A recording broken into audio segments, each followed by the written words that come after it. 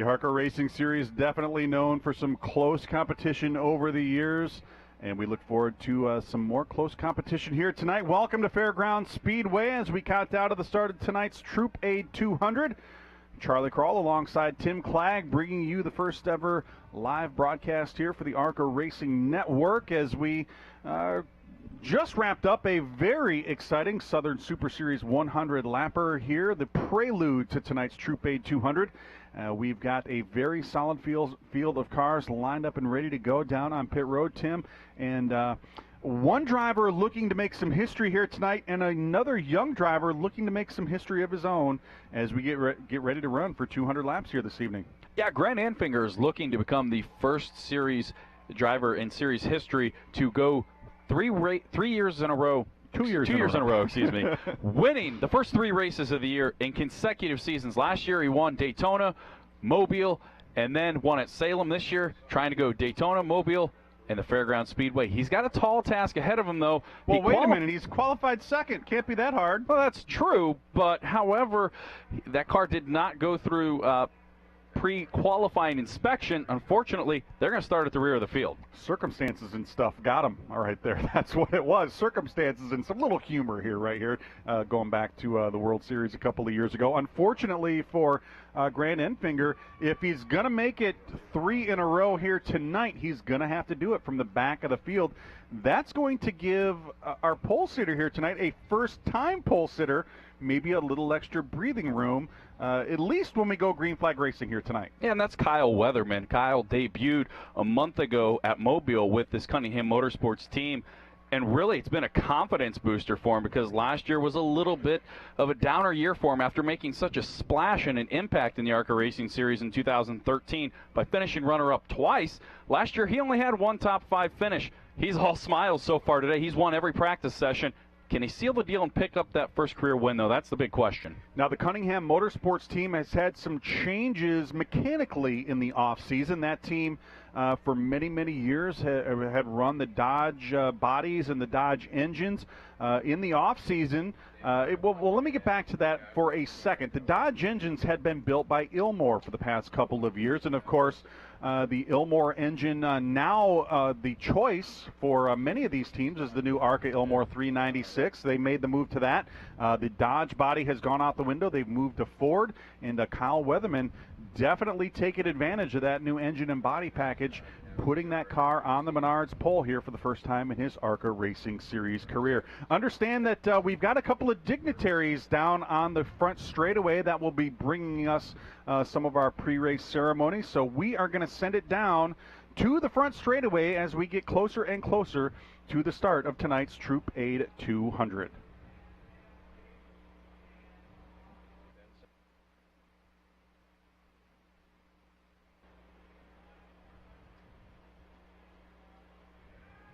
And we did not get the microphone down there, so we are going to let you know that tonight's pre-race ceremonies, we do have a couple of dignitaries on hand. I believe Mark Colley and T. Graham Brown are going to be doing some singing here tonight, bringing us not only our national anthem, but God Bless America as well.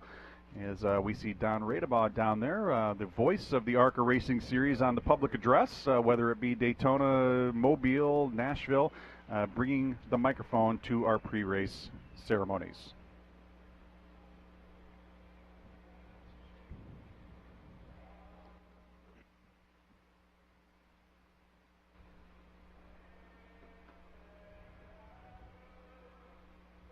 Stand beside her and guide her through the night with the light from above, from the mountains to the prairies, to the ocean wide with foam. God bless America, my sweet home. God bless America, my home, sweet home. That was T. Graham Brown with God Bless America. Of course, everybody here in the Music City knows who T. Graham Brown is. Good to see him here with us here tonight. And now we will have Ronnie Bowman performing the Star Spangled Banner.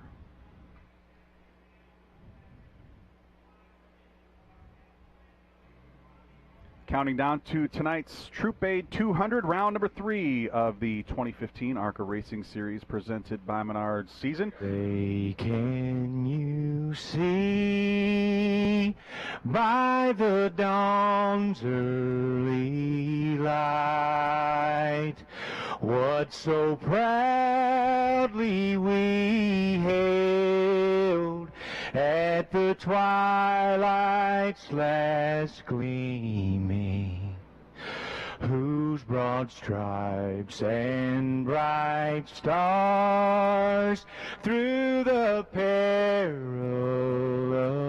fight o'er the ramparts we watched were so gallantly streaming, and the rocket's red glare, the bombs bursting in air, gave proof through the night that our flag was still there. Oh, say does that star-spangled banner yet wave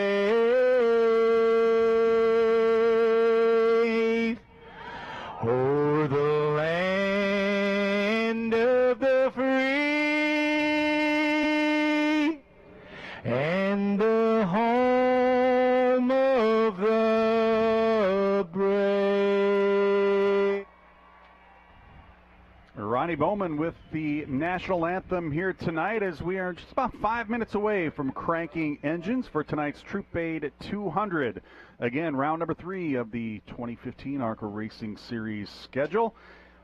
Also, round number 2 of the Calypso Lemonade Short Track Challenge, kind of a championship within a championship. First time we've done that this year in the ARCA Racing Series. Yeah, and you really got to applaud the ARCA Racing Series making this addition for the 2015 season in the off-season. A lot of these drivers that come in and race with the ARCA Racing Series aren't old enough to run Daytona, Talladega, so being able to give them another option to run a championship within a championship is a fantastic idea, and I'm looking forward to see how some of these younger drivers do in that championship battle this year. You have Michael Lear. He doesn't turn 18 till last weekend in July. Our pole winner tonight, Kyle Weatherman, doesn't turn 18 till August, so they're going to go after that championship. Another driver that I think we are going to see factor into this race here this evening in a very big way. We'll start third here tonight. Clay Greenfield in the number 55 1-800 Seal Coat Toyota. It's stepping into a Venturini car for the very first time in his racing career.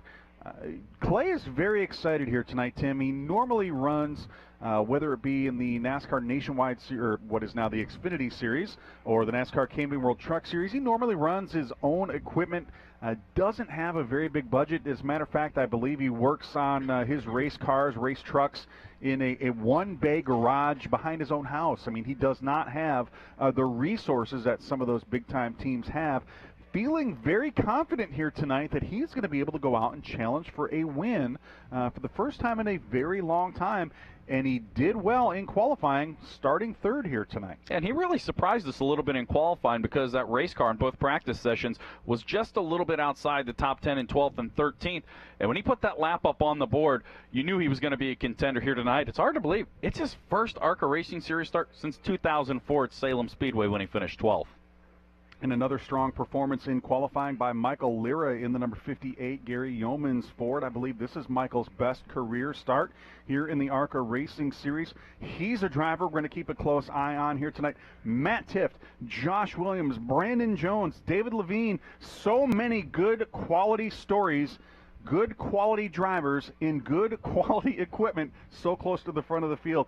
The early laps here are going to be off the hook. I think we're going to see some very close competition. We may see some drivers banging fenders just like we did in that Southern Super Series 100 lapper. This could be one of the best short track races we have seen in a long, long time, Tim. And we've seen some good ones over the course of the past couple of years. You're exactly right, and it's because this racetrack allows you to run side-by-side in multiple grooves. We saw it in the Southern Super Series race. A lot of these guys were able to make that outside groove work. So with all that rubber down that those guys have put on this racetrack, I think that groove is going to continue to widen up a little bit, and we are going to see a lot of side-by-side racing once we get to green flag. Drivers getting buckled into their cars down on the grid. Why don't we send it down to Kristen Beat down on pit road? Kristen, who do you have with us before the green flag? Thanks, guys. I'm actually here with crew chief to Kyle Weatherman, Mr. Paul Andrews. Paul, what's the strategy for tonight? Well, just to do our normal deal, just got to see what cautions give us and, take it from there. We'll probably do 2 tires first and then 4 tires for later on, or save our best for the last, at the end of the race. We've got a pretty good car, of course, and we've been good in practice. We're good in testing, and we're excited to go to victory lane tonight. We'll see what happens. Breaking down the strategy, Mr. Paul Andrews, crew chief for Kyle Weatherman, starting on the pole for tonight's race. Back to you guys. And, of course, Paul Andrews, crew chief for Alan Kulwicki back in 1992 when Alan won what was then the NASCAR Winston Cup Series championship. And, you wonder why a guy like Paul Andrews comes and runs here in the ARCA Racing Series. He is a racer's racer. He lives right there at the shop and spends a lot of time with these young drivers. He likes to help mold these young drivers. He's got a good one behind the wheel here tonight. Kyle Weatherman rolling from the pole here tonight as we are just a couple of seconds away from cranking engines here in the Troop A 200. 200 laps to go on a tight 5/8 mile short track, 18 degrees of banking. Going to be some close competition here tonight, Tim.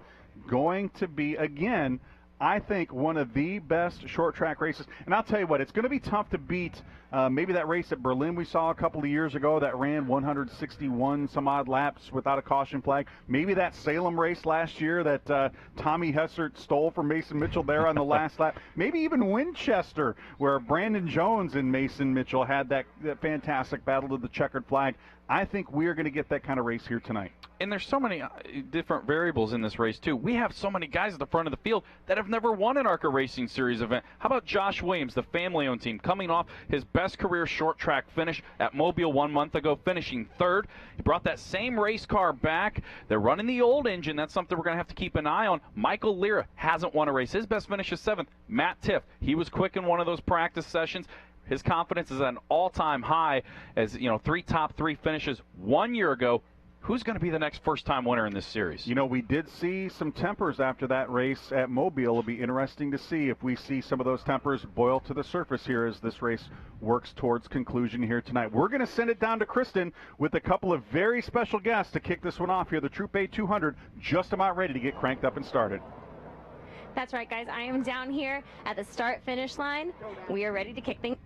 Now for the most famous words in motorsports. Here to give the command for tonight's Troop A 200 in unison, Grand Marshals Mark Woods, Mark Colley, Ronnie Bowman, and T. Graham Brown.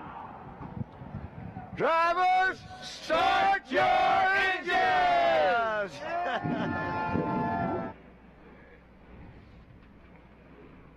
31 cars roaring to life down on pit road here at the Fairgrounds Speedway, just outside of downtown Nashville, Tennessee. Round number 3 of the 2015 ARCA Racing Series season, just about ready to get ready to rock and roll. Again, Kyle Weatherman and scheduled to go outside row number 1, Grant Enfinger, but our point leader has his work cut out for him. If you're just joining us, he did have an infraction in pre-race qualifying, or pre-qualifying tech, I should say. That number 23 car going for win number 3 consecutive wins. He's going to have to do it from the back of the pack here tonight. And that's okay, because this is the same race car that Grant Enfinger was so dominant one race ago at Mobile, leading 162 of the 200 laps. He also won in this race car at Berlin Raceway last summer.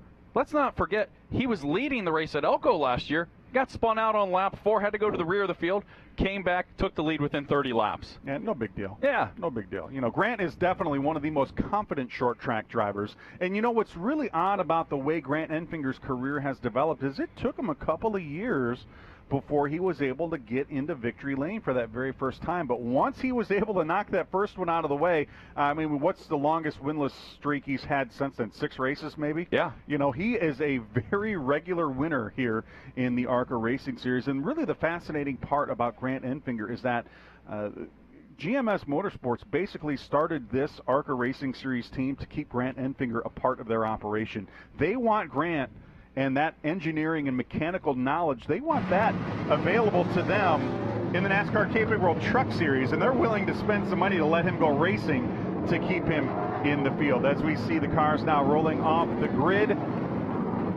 why don't we go ahead and take a look at our starting lineup here tonight as the field does roll off onto the 5/8 mile Fairgrounds Speedway, home of the All-American 400 later on in the season. Of course, Kyle Weatherman picking up that first career Menards Pole Award presented by Ansel. Kyle driving the number 22 Cunningham Motorsports Ford. Turned a lap of 110.661 miles per hour.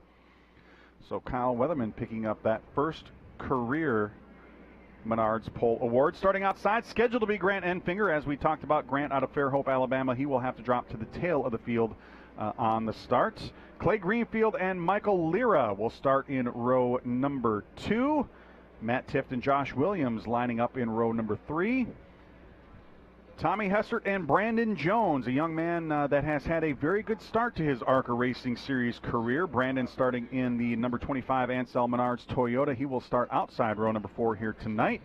And rounding out our top 10 starters, David Levine out of Highland Park, Illinois, and Bo Lamastus out of nearby Louisville, Kentucky, in the number 42 Crossley Radio Dodge. Brian Finney and Sarah Cornett Ching will start side by side in row number 6. Austin Wayne Self and Thomas Prater in row number 7. Starting 15th here tonight, Claire Zimmerman in the number 5, while James Swanson will start in the 16th position in the Can-Do Dodge. Ryan Hevner and Bobby Hamilton Jr. starting in row number 9, while A.J. Fike and young Kevin Rutherford out of Flower Mound, Texas, will round out our top 20 starters here tonight. Rick Clifford and Richard Altman starting alongside one another in row number 11. Kevin Campbell and Brad Smith in row 12. Josh White and Wayne Peterson starting 25th and 26th here tonight. Will Kimmel, Tim Vines, Chris Bailey, Jordan Williams will round out our 30-car starting grid. As we mentioned, Kyle Weatherman picking up that first career Menards Pole Award here this afternoon. 110.661 miles per hour. First career Menards Pole for that young man, and he's got a very bright future ahead of him, Tim, as we talked about just a couple of minutes ago, rooming with a former ARCA Racing Series champion, Chris Buescher. Those two very good friends, and I know Kyle would like to take that guitar back and say, hey, Buescher, look what I brought. It was only a few years ago, too, that a young 15-year-old kid, Kyle Weatherman, showed up at Salem Speedway, qualified 4th. Had no idea who he was. Yeah, no idea who the youngster was at the time, running an Andy Hillenberg car. Goes out, finishes 4th in his first race, and then really set the world on fire. 2 runner-up finishes at the Fall Classic at Salem and then at Iowa Speedway. He's been knocking on that door. Can he seal the deal tonight? That's the big question. Field working now through turns 1 and 2 behind that Chevrolet Camaro pace car. 22 and 23 up on the front row, but unfortunately it's not going to stay that way for long, Tim. Again, Grant Enfinger will have to move to the back of the field for a pre-qualifying inspection violation. Tough break for him here today, but as you said, all he needs to do is kind of stay patient a little bit, and patience was in short order in the late model race we just wrapped up. So I have a feeling, though, knowing Grant Enfinger, he's going to keep himself in control, keep those emotions in check, and he will be able to work his way through traffic and not have any problems working his way back up to the front of the field. And you're exactly right. I mean, Grant Enfinger's, it took him 45 races. We talked about that long drop to get that first win, but once he went to victory lane, the floodgates have really opened, and he has been winning often in this series. You know, as long as he can make it through the field in the top 10 by the first pit stop, I think Grant Enfinger is going to have an opportunity, if he's in the top 10 in that first pit stop, to adjust on that race car, get up there, and then really show what he has. And we also talked a little bit about that controversy between Josh Williams and Brandon Jones. Those two had a little run in towards the end of the race at Mobile. Maybe some extracurricular activity following that one. Don't want to get too heavily into that one a little bit, but there were some suspensions, some fines after that one, definitely some hurt feelings. Do you think we will see any of that boil to the surface here as we look at the 1-to-go signal this time around?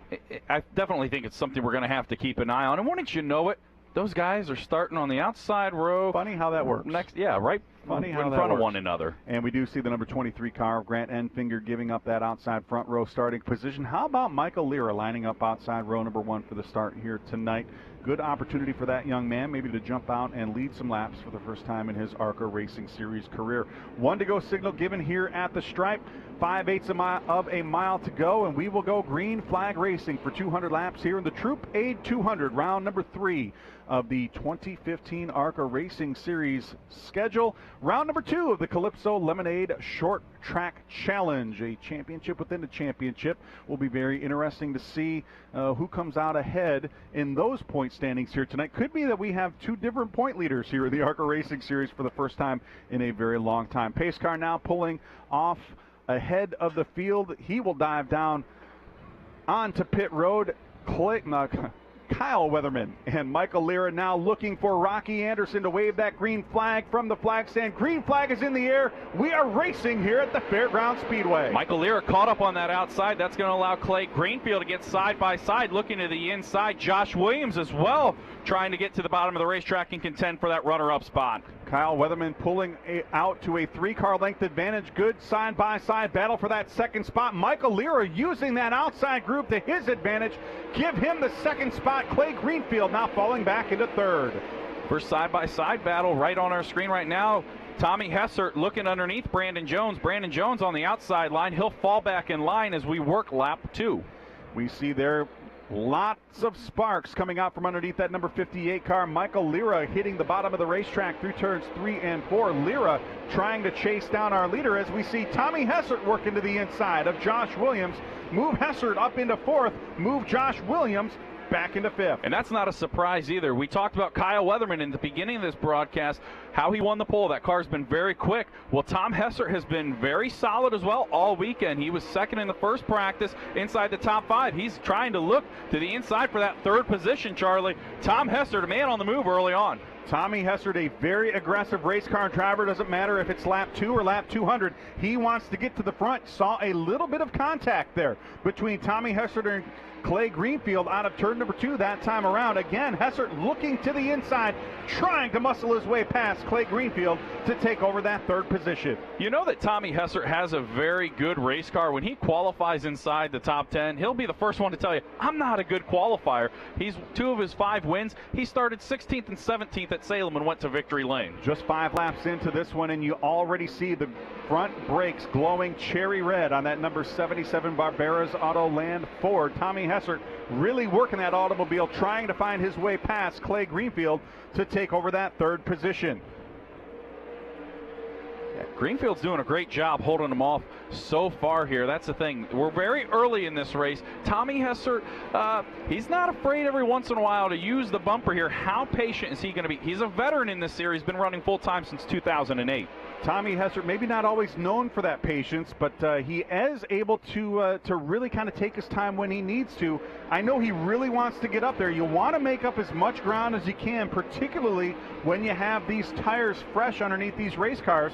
And Tommy Hessert now, I think he's going to kind of fall back and maybe log some laps behind Clay Greenfield. Looks like that's exactly what Tommy Hessert's going to do. Clay Greenfield now opening up a slight advantage in that 3rd position as the field already working their way through some of these lap cars here in the early going. And you mentioned tires just a minute ago. They're very important here. Talking with some of these race teams and the strategy they're going to try and instill here tonight. They want to take 2 tires during that first stop. Try and have 4 tires later on in the race with about 50 to go if everything works out accordingly. See Michael Lira working his way off of turn number 4. Michael having a career weekend here in the ARCA Racing Series in that number 58 Gary Yeoman's Ford.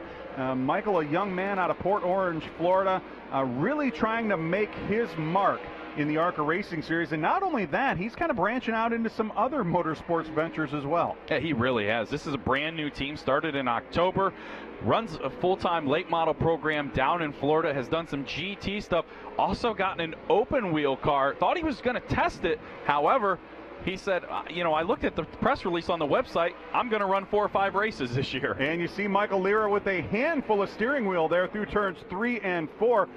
Almost losing the control of that automobile, but doing a good job holding on to it there. Michael Lira really loose in the early stages here of the Troop A 200. Why don't we send it down to Kristen Beat with a Calypso Lemonade pit report.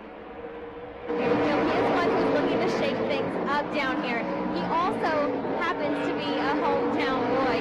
He spent a lot of his time learning how to race cars here on this very track, so don't be surprised if he's going to be in contention for a win. He has over 30 NASCAR Camping World Truck Series starts, and on top of that, he defended this track in 2011 when it was in jeopardy of closing. Clay Greenfield has a lot of heart and soul riding on this race tonight. Back to you guys.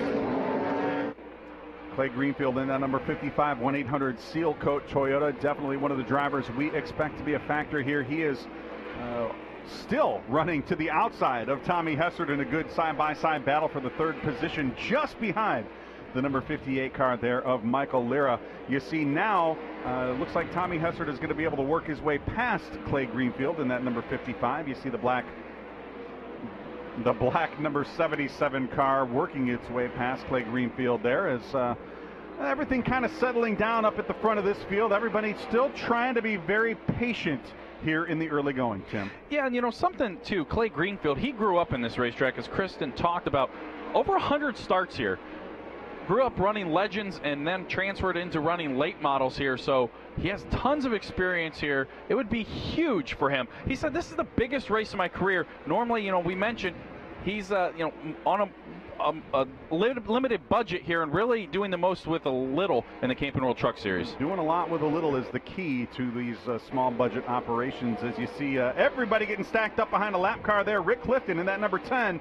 Everybody scrambling down there in turns 1 and 2. Michael Lira working his way through.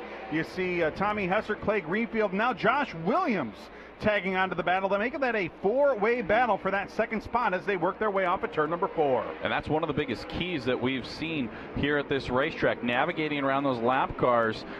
We saw it wreak havoc in the Southern Super Series race, the leader actually making contact with a lap car and then being taken out here. So they're going to have to be very careful tiptoeing around those lap cars here tonight. Now you see Tom Hessert looking to the inside of Michael Lira through turns 3 and 4. Unfortunately, AJ Fike directly in front of Tommy Hessert. He's going to have to roll out of the gas. That's going to allow Michael Lira to hold on to that 2nd spot, but Tom Hessert definitely has a fast car here in the early going. Yeah, both those Cunningham Motorsports Ford Fusions running very well. Weatherman off to an excellent lead here, and now the 77 starting to flex his muscle and starting to battle for that 2nd spot with Michael Lira. Meanwhile, up at the front of the field, Kyle Weatherman has completely checked out on this battle for the 2nd spot. Michael Lira now working his way off at turn number 4 here at the stripe. Meanwhile, this battle for the 2nd position just now working their way off at turn number 4. Kyle Weatherman in a different area code here in the early going. Yeah, we haven't seen Kyle Weatherman dominate an ARCA Racing Series event since 2013 at Iowa. It looked like he was going to go to victory lane, and unfortunately he slipped back at the end of that race in the final 15-20 laps and finished 2nd. But Kyle Weatherman, a guy that we mentioned earlier in the broadcast, struggled all last year, going into turn 3 right now, but we mentioned his struggles last year. He's got to be enjoying this. This is a huge confidence booster for that young man. Yeah, right now, Kyle Weatherman, as I said, in a different area code. It has to be, you talk about the zone these athletes get themselves into, whether it be a basketball player, whether it be a golfer. Kyle Weatherman definitely in the zone here today. He led every session so far here tonight, as we see Bo Lamastis in that number 42 car off the pace. Looks like he's got a little bit of damage to the right rear of that automobile. So we talked about Bo a little bit in our qualifying coverage earlier here this afternoon. Bo trying to get to the end of one of these races. I think Bo is going to do himself a favor and maybe kind of roll out of the gas here a little bit, let some of these cars get around him. But definitely a tough start to the night for Bo Lamassus in that number 42 car. There we go with our leader on screen, Kyle Weatherman in that number 22 Cunningham Motorsports Ford. You see some sparks out from underneath that car as he rolls down into turns 1 and 2. Again, this young man led both practice sessions here today, won the Menards pole presented by Ansel, and he has driven away from the field here in the early going. We talked about a career weekend for Michael Lira. This is a career weekend so far for Kyle Weatherman. I know we're only a quarter of the distance way through this race so far, but I really like the way that car has really checked out in the handle on it. He is having no problems right now. And, you know, he's never seen this racetrack till they tested here about a week ago. And he said he fell in love with the place. Really likes how you can run two grooves, as we see him about a groove up off that yellow line and then diamond it down in the corner. But right now, Kyle Weatherman living large and in charge and extending that lead. But right now, he's going to have a handful of lap cars directly in front of him to navigate around in the next couple of laps. I think one of the big questions that we're going to have to ask ourselves here in the early going, as we are just past the 25-lap mark, how hard is Kyle Weatherman running this car? We see him stretching that advantage on Michael Lira. Now a full straightaway advantage, as you saw on screen right there. The question is he overextending this equipment? We have a 10-tire limit for the Troop A 200 here tonight. That means you have the 4 tires on the car and 6 tires in the pits. We don't have unlimited access to tires here tonight, so if you abuse those tires early on, you're not going to have tires to put on late in the race. Is Kyle Weatherman maybe abusing these tires in the early going? I think it's a little difficult to tell a 17-year-old race car driver that hasn't led a lot of laps in the ARCA Racing Series, can you take it easy for me? He hasn't had a race car. Not going to happen. No, not going to happen. He has not had a race car this well in about 2 years. So he wants to get out there and get all that it's worth, and right now he is flexing his muscle early in this one. And as you see on screen now, Tom Hessert still trying to chase down Michael Lira in a battle for that second position. Hessert, the man on the move here in the early going. He did spend a lot of time and a lot of resources trying to work his way past Clay Greenfield. Now, can he chase down Michael Lira and take over that second spot? I think that's going to be a big sign to see how good the 77 and Tommy Hessert is. You know, let's not forget, Tom has been to victory lane 5 times in the ARCA Racing Series. 4 of those victories have been on short tracks. So he is a master of working his way up there and always being in contention at the end. But I want to see if he can close that gap down right now that his teammate Kyle Weatherman has stretched out here. As we see Kyle Weatherman working his way off of turn number 4, directly behind the number 2 car of Sarah Cornett Ching. You see Sarah grabbing a handful of steering wheel there, down off into turn number 1. The really impressive thing that I think we are seeing here with Kyle Weatherman, not only is he building a very large advantage, he's doing it while he's working his way through race traffic. He is not losing any ground at all to Michael Lira here in the early going, even though he is putting these drivers laps down at a very rapid clip. And that's something that Kyle Weatherman doesn't have a lot of experience with as a leader in this series, is going around lap cars. That's something he's having to deal with for one of the first times in his career in the ARCA Racing Series. Now we see a good battle on screen. Josh Williams all over the back bumper of Clay Greenfield here through turns 1 and 2. Clay, one of the drivers we really think is going to be a factor here all night long. Now dealing with the guy who was a factor all race long last race out at Mobile. Really good battle right here as Josh Williams now poking to the inside of Clay Greenfield off into turn number 3.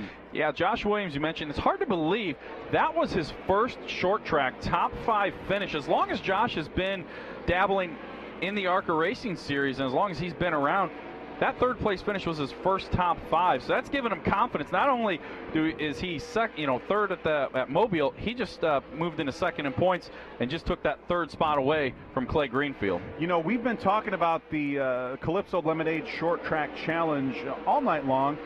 This is really something that a guy like Josh Williams can really sink his teeth into. He's making his way.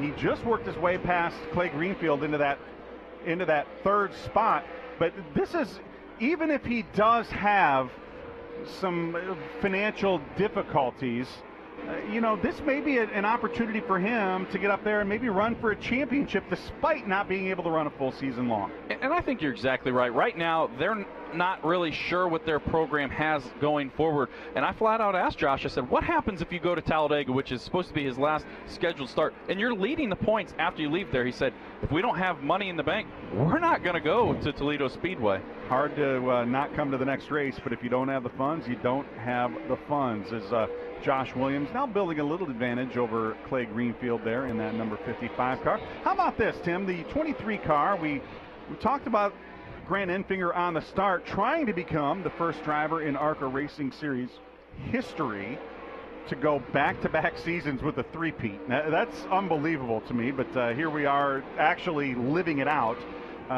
Had to drop to the back of the field on the start, and just some 39 laps into this one, already raced his way up into the 7th spot. And he has raced and passed some very good race cars as he has a very dicey moment right now. 3 lap cars right in front of him. The 40 of Altman getting out of the way, and he's able to get around the 48 as well with no problem there. But yeah, Grant Enfinger, I would have thought by the first caution, if he was inside the top 10, he'd be happy with that, but not Grant Enfinger. He has raced his way inside the top 10 and wanting to work his way inside the top 5 now. Already worked his way past Brandon Jones in that number 25 car, just past Matt Tift in Kenny Schrader's number 52. Grant Enfinger, I'm thinking, may not need the help of a caution flag to work his way up and make a battle for the lead here. Yeah, we have a car up against the wall in turn 3 and 4. It is the 81 car of Kevin Campbell. He had that problem. It started Charlie in turn 2, as we see, got up out of the groove and hit the wall there, and that tire let go, and he rode the wall up all the way into turn 3 and 4. Unfortunate circumstances for that young driver making his ARCA Racing Series debut. Brian Campbell's had an adventurous day here all the way around. Did some damage to that car in the final practice session here today, and unfortunately he fought the wall, and the wall won there off of turn number 2, and that's going to bring out the caution flag for the first time here tonight in the Troop Aid 200. 42 laps already in the books, and this might be the only thing that's going to keep Kyle Weatherman in everyone's sights here tonight, these well-timed caution flags. Yeah, it's going to allow everybody to get on pit road, work on their race cars, make some adjustments, and that's one of the things, too. I mean, obviously, when we started this race, it was just as the sun was fading down here, so the track's going to cool off a little bit here, so it's going to be interesting to see if Paul Andrews and that Kyle Weatherman team can keep up with the adjustments here during the course of 200 laps.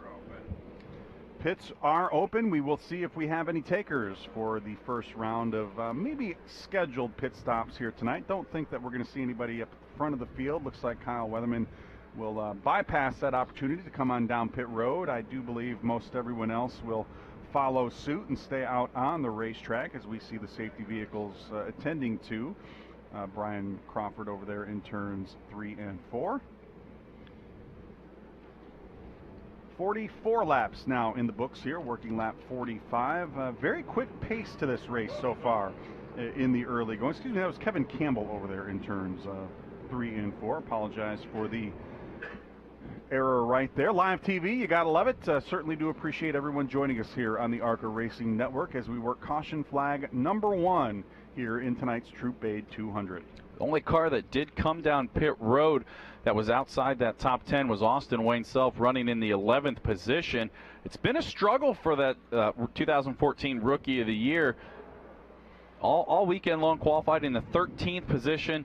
Worked his way inside the top 10, but they're fighting that race car all night long, trying to make some early adjustments to get that 98 A&M Technical Solutions Ford back inside the top 5 and try and get a good finish out of here. Kyle Weatherman still scored as our leader. Michael Lira having a very strong night in that second position. Tommy Hessert, Josh Williams, and Clay Greenfield rounding out the top 5 under caution number 1 here tonight. Do see a couple of cars that are not on the lead lap taking the opportunity to work their way down pit road. You see Sarah Cornett Ching there on pit road. Her team now working on the left side of that number 2 automobile. Also saw Bo Lamassus work his way down towards the attention of his crew. There you see Bobby Hamilton Jr. now making his way past the start-finish line there on pit road. Also see the number 14 car of Ryan Hevner now coming back out onto the racetrack. A.J. Fike also coming down for some adjustments on that number 27 Liberty Village Ford. No one up at the front of the field taking the opportunity to come on down pit road this early in the race. And again, Tim, this is all about having those 4 fresh tires on your car late in the race. Yeah, I mean, we documented at the top of the broadcast, this is a very old abrasive surface, and it really uses and abuses tires, so that's something these guys are going to have to plan. The crew chief's up on top of the box, whether to make the decision to take the 4 tires early, because we did have a little bit of a long green flag run to start this race, 43 laps. So if we settle in and get another long green flag run, that's do you fight the take 4 tires then, or 2 tires? Depends what you want to have at the end of the race, which obviously everybody wants 4, but the way this thing was going for that opening stanza, we might have another long green flag run. You'll want 4 tires late in the race. There's no question about it here. This is why these, I think everybody's going to stay out as long as they can. They may take 2 sometime in the mid stages of the event, but I'll tell you what, if there is a caution flag with 75 laps to go, you're coming down, you're bolting 4 fresh ones on, and you are going to go to the end.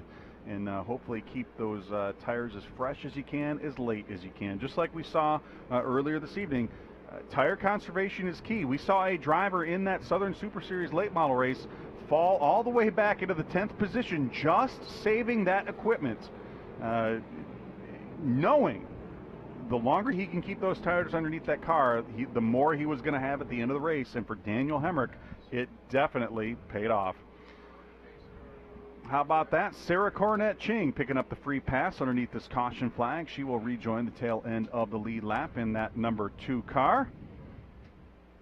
Why don't we go ahead and recap the running order following some pit stops here as we get ready to go back green flag racing. As we recap, top 10 still pretty much unchanged. Kyle Weatherman, Michael Lira, Tom Hessert, Josh Williams, and Clay Greenfield rounding out the top 5. Grant Enfinger all the way up into the 6th position. Matt Tiff sitting in 7th. Brandon Jones back to 8th. David Levine and James Swanson rounding up the top 10. Love to see James running up into the top 10 anytime we can here in the ARCA Racing Series. Austin Wayne South back in that 11th position. Sarah Cornett Ching just regaining that lost lap. She's going to restart from the 12th position. Thomas Prater, Bobby Hamilton Jr., Ryan Hebner rounding out our top 15 with Bo Lamastis, AJ Fike, Brian Finney, Richard Altman, and Kevin Rutherford rounding out the top 20. You know, we talked about tire conservation just a minute ago. 2 of the guys running at the tail end of the top 10, Matt Tiff and Brandon Jones, maybe they're conserving their tires a little bit here. Before we get back to some green flag racing, why don't we send it down to Kristen Beat down on pit road for a Calypso Lemonade pit report. Thanks, guys. I'm down here with crew chief to Mr. Tom Hessert in the 77 car, Chad Bryant. Chad, known for your unique pit strategies, can we expect anything special tonight? Oh, yeah, for sure. This is a racetrack that's very abrasive, and you see a lot of tire wear and a lot of fall off throughout the night. So we'll figure out something to get to the front. Our teammate right now, he's setting a blistering pace, and we're going to have to do something a little unique. You know, we tried that strategy at Mobile. It didn't work out. We'll try it tonight again. I don't see us coming to pit road until lap 100 or so for our first 2 to set us up for that last 100 laps, and we'll come get 4 with 50, 60 to go. That's the plan right now. So 77 car's pretty good. Oh, how about that? As we wrap up that pit report from Kristen Beat, we see some flames underneath the number 0 car. I believe that is Tim Vines out of Daytona Beach, Florida. You see Tim bailing out of that automobile down there in turn number 1. Good response there by the Fairgrounds Speedway safety crew, but tough break there for Tim Vines, erupting in flame here under the caution flag.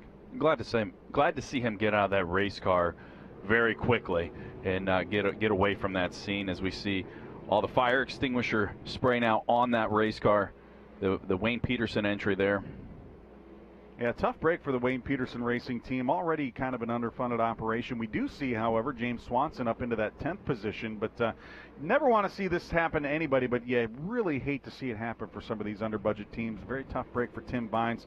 You did see him make his way over to the pit wall, appeared to be uninjured, but we do have Fairgrounds Speedway safety crew and medical personnel on site. We will try to get an update on his condition as soon as possible. It'll be a very, very freak incident to have happen here under the caution flag.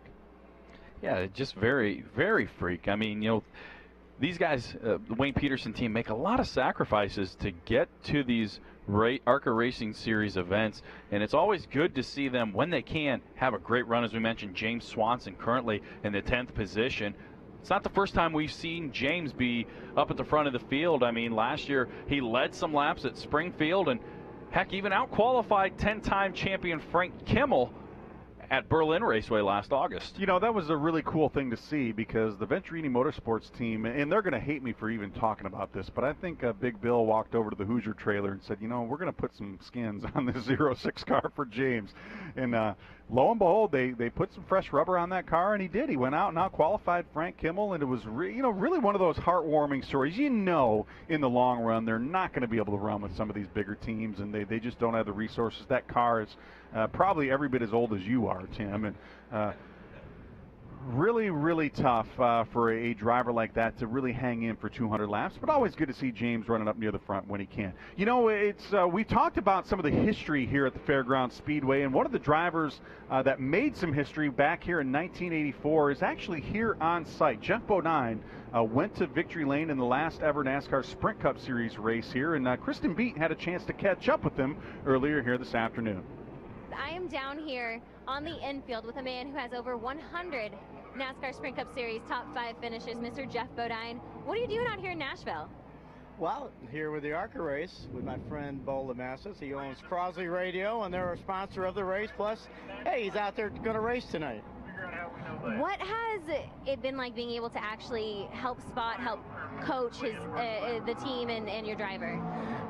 You know, I've always been willing to help people, and even through my career, but just coaching is different because I'm not out there driving. It doesn't seem right, but I'm helping Bo with the groove, with the lines.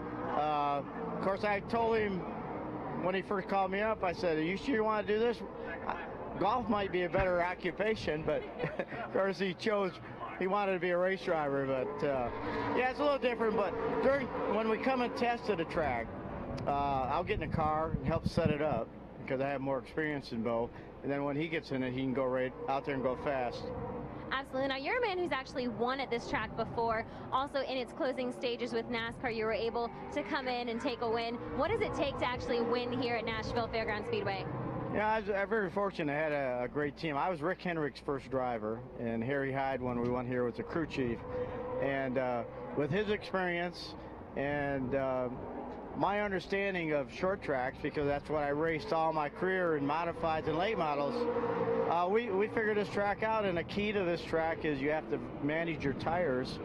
The surface is like sandpaper, so it'll wear the tires out quick, and if you try to go too fast, your tires will wear out and then you go really slow. So we had to manage the tires. Of course, Darrell Waltrip was very good at this track. This was his home track, and but we came here and whipped him. So I guess we figured out the right way to do it. Absolutely. So straight from the coach's mouth, it's all about managing your tires. Back to you guys. So good to have Jeff Bodine a part of the ARCA Racing Series. Anytime we can have him here at the racetrack. Pace car pulling off of the racetrack, just about ready to get back to green flag racing. 54 laps, make it 55 laps in the books as Rocky Anderson waves the green flag. And again, Kyle Weatherman getting a fantastic jump on the start, and that's going to allow Tom Hessert to work his way to the inside of Michael Lira, move Hessert up into that second spot. Yeah, Lira really struggled on that outside line to time that restart. His loss was Tommy Hessert's gain there. Hessert now in the second position, now trying to look to the inside of his Cunningham Motorsports teammate Kyle Weatherman for the lead. The big challenge for Tom Hessert now is going to be, can I keep Kyle Weatherman in my sights? You know, can I stay on the same straightaway as Kyle Weatherman? He has been in a different zip code here tonight. And so far, Tommy Hessert really doing a good job latching onto the back bumper of his team car as you see the two Cunningham Motorsports cars work their way out of turn number 4. Again, Kyle Weatherman really looking smooth in that car. Has not put a wheel wrong so far yet this afternoon, and continuing to do so as we reach the middle stages of tonight's Troop Aid 200. I'm interested now if during that caution period, if Paul Andrews came over the radio and said, hey, take it easy a little bit here. Just run as hard as what you need to run. Don't get out there to a 6-7 second lead like what he had during that long green flag run. As we see now a good battle between Clay Greenfield, Josh Williams, and our current point leader, Grant Enfinger. Enfinger now trying to make that outside groove work off into turn 3 and 4. Trying to work his way inside the top 5 for the first time here. Looking to the outside of Josh Williams. Now pulling the crossover. Now looking to the inside of Josh Williams is Grant Enfinger in that number 23. Josh pitching him off there off of turn number 2. Grant really having to get on the binders there to avoid contact. Some really aggressive racing here. Some 60 laps into tonight's Troop A 200. Josh Williams not wanting to give up any ground to Grant Enfinger, not only in this battle for position, but in this battle for the ARCA Racing Series points lead. And that's exactly right, Charlie. Enfinger, our point leader. That is our second place man in points. Josh Williams coming in here. These guys not really caring about points right now. They're getting after it hard. And Enfinger almost got up to the left rear and gave Williams a bump that last time in turn 2, as now they're starting to catch the 55 of Clay Greenfield. You know, it's very interesting. We see this battle brewing between Grant Enfinger and Josh Williams. Even up at the front of the field, I think everybody trying to be as aggressive as they can without overextending themselves. And I think that's what Grant, he's seeing red right now. He wants to get past Josh Williams in the worst way, and you really have to wonder what kind of, I hate to use the word damage, but what kind of damage is he doing to those tires as you try to extend the life of these things as long as you possibly can? That's a great question. Something else, too, I've been noticing the last couple laps, too, Charlie. Going in the corners, these guys are really lighting up those brake rotors. I didn't notice it at the start, but now we're really starting to see that glowing of the brakes here in the corners. And again, that could be a problem the longer we go. That heat usually transfers itself into the bead of the tire, and we could see some tire failures just based on brake temperature alone if we get one of these long green flag runs going. Still trying to work his way past Josh Williams. Now Josh, as we flash back up to our the battle for the lead here, Tom Hessert still trying to work his way up to the back bumper of Kyle Weatherman. I wonder if Tom is kind of going to school on Kyle here. And you know, that's kind of a funny thing to say because Tommy has well over 100 career starts here in the ARCA Racing Series, while Kyle still maybe working on his first dozen. But you have to wonder, he's trying to figure out, you know, how is Kyle running so fast, so smooth, without overextending that equipment? And maybe Tommy's kind of picking up some tips here, following the youngster here in the middle stages of the race here tonight. And that's an excellent point. I mean, it's hard to believe already that Tommy Hessert is approaching 150 starts in the ARCA Racing Series. Kind of weird calling him a veteran, but he is a seasoned veteran in the ARCA Racing Series now since 2008. But yeah, I mean, he's the last couple laps, as we see, running in the tracks of his teammate Kyle Weatherman. One thing you do see is that the 77 car, Tommy Hessert, not able to keep that car right down on the bottom groove like Kyle Weatherman is. Maybe that's what the difference is right now, as we see, again, Josh Williams starting to put some heat on the back bumper of Clay Greenfield through turns 3 and 4. Williams really trying to work his way up towards the front of the field. And they better decide it very quickly, because Austin Wayne Self, we talked about him. He was the only leader that was on pit road outside that top 10. We see him stacking up there off of turn number 2. Everybody doing a good job to avoid major trouble right there. The big loser in that one going to be Clay Greenfield in the number 55. You see Clay now working his way through the bottom of turns 3 and 4 off the pace. Clay Greenfield bringing that car to pit road. Tough break for Clay Greenfield in the number 55. And you really have to feel for him, Charlie. I mean, he wanted to put together a solid run here, as we see the caution out for the second time here this afternoon. There we see the incident there, Tim, and unfortunately they came right up on the back bumper of the number 03 car. That is Kevin Rutherford. Kevin trying to stay out of the way, really with those leaders bearing down on him. Clay really couldn't just roll out of the throttle and give Kevin, he had to go, and unfortunately they kind of stacked up Clay did some damage to the right front fender right there. Josh Williams doing a great job of an evasive maneuver right there. Everybody just stacking up, rolling out. Not a lot of really serious contact down there, but unfortunately for Clay Greenfield, that's going to put him a lap down as he was down on pit road making some repairs to the right front corner of that automobile. And that's unfortunate for him. We mentioned how big this race was for him, having the opportunity to run in solid equipment here in his home racetrack, over 100 starts. Unfortunately, they got some work to do on that number 55 Venturini Motorsports Toyota. Well, that does put us under the caution flag for the second time here tonight. 71 laps in the books. Kyle Weatherman continuing to hold on to that top spot. Tom Hessert, his Cunningham Motorsports teammate, sitting in the second position as we see the ARCA safety crew picking up some debris on the backstretch.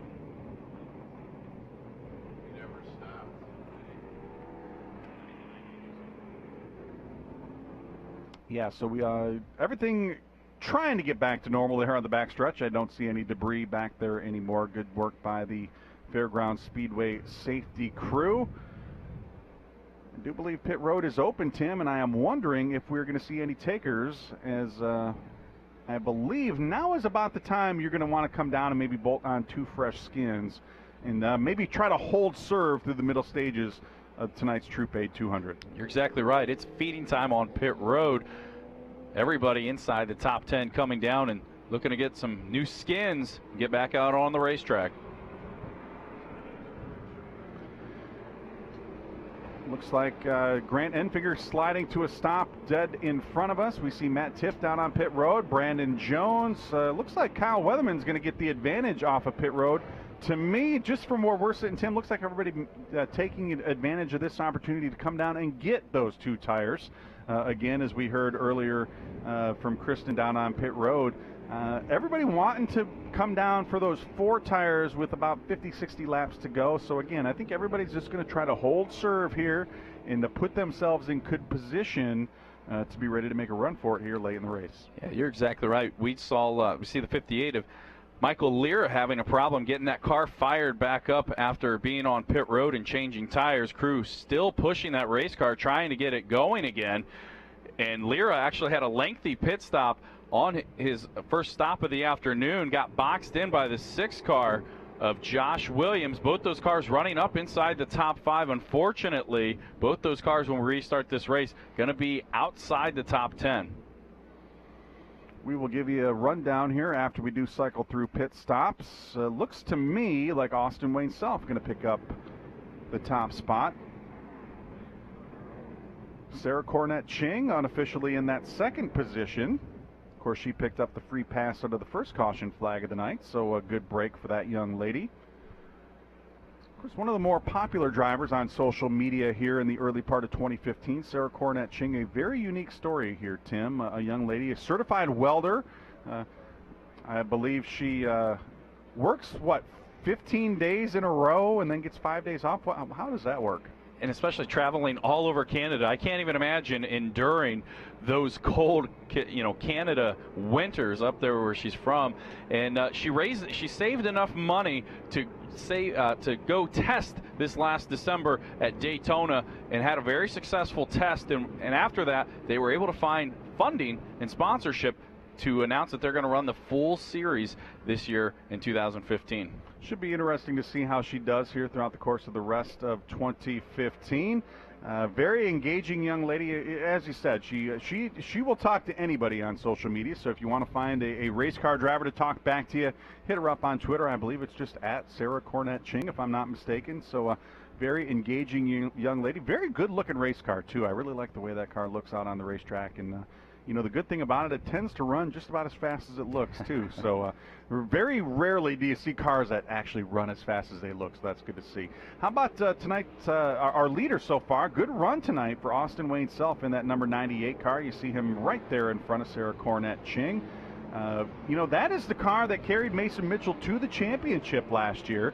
And, maybe not quite the start of the season that they were looking for with that number 98, but Austin Wayne Self putting himself in maybe using strategy to get himself into position to pick up that first career win here tonight. Yeah, they were on pit road during that first caution that we had earlier in this race, qualified outside the top 10 in the 13th position, trying to make as many adjustments on this race car, because it has been a little bit of a struggle here this afternoon, practicing both sessions outside the top 10 here. That is the same race car that finished runner-up 3 times last year with Mason Mitchell, so it is a very successful race car.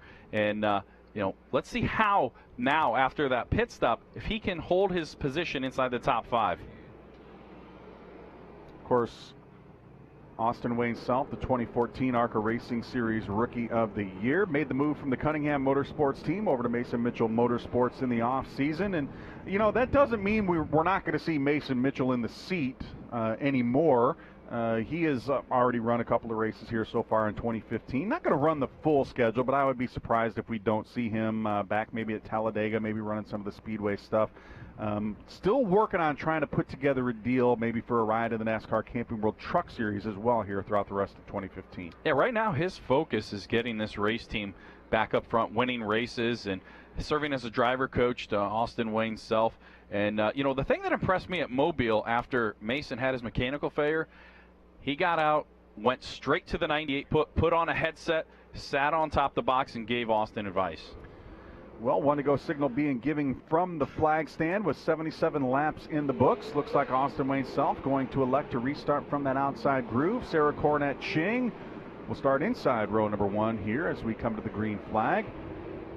Kyle Weatherman and Grant Enfinger in row number 2. Matt Tift and Brandon Jones in row number 3. Tom Hessert, and it looks like that is going to be...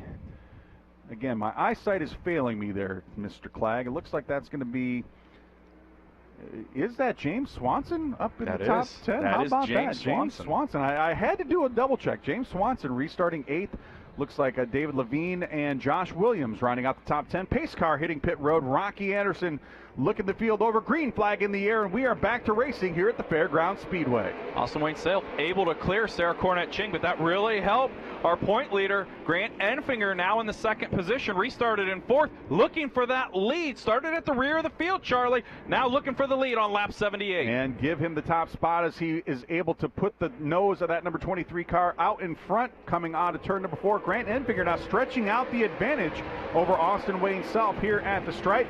Brandon Jones going to slide up into that 3rd spot as Kyle Weatherman now working his way to the inside of Sarah Cornett Ching off the backstretch. Grant Enfinger wasted no time on that restart, timed it perfectly, was able to get around the 2 of Sarah Cornett Ching and go to the outside. He's one of the few guys I've seen that's been able to work his car to the outside and make several passes. That 23 car right now is on a rail. Now the battle on the racetrack is going to be between the 25 of Brandon Jones and the 22 of Kyle Weatherman. Kyle, of course, been the fastest driver all day long.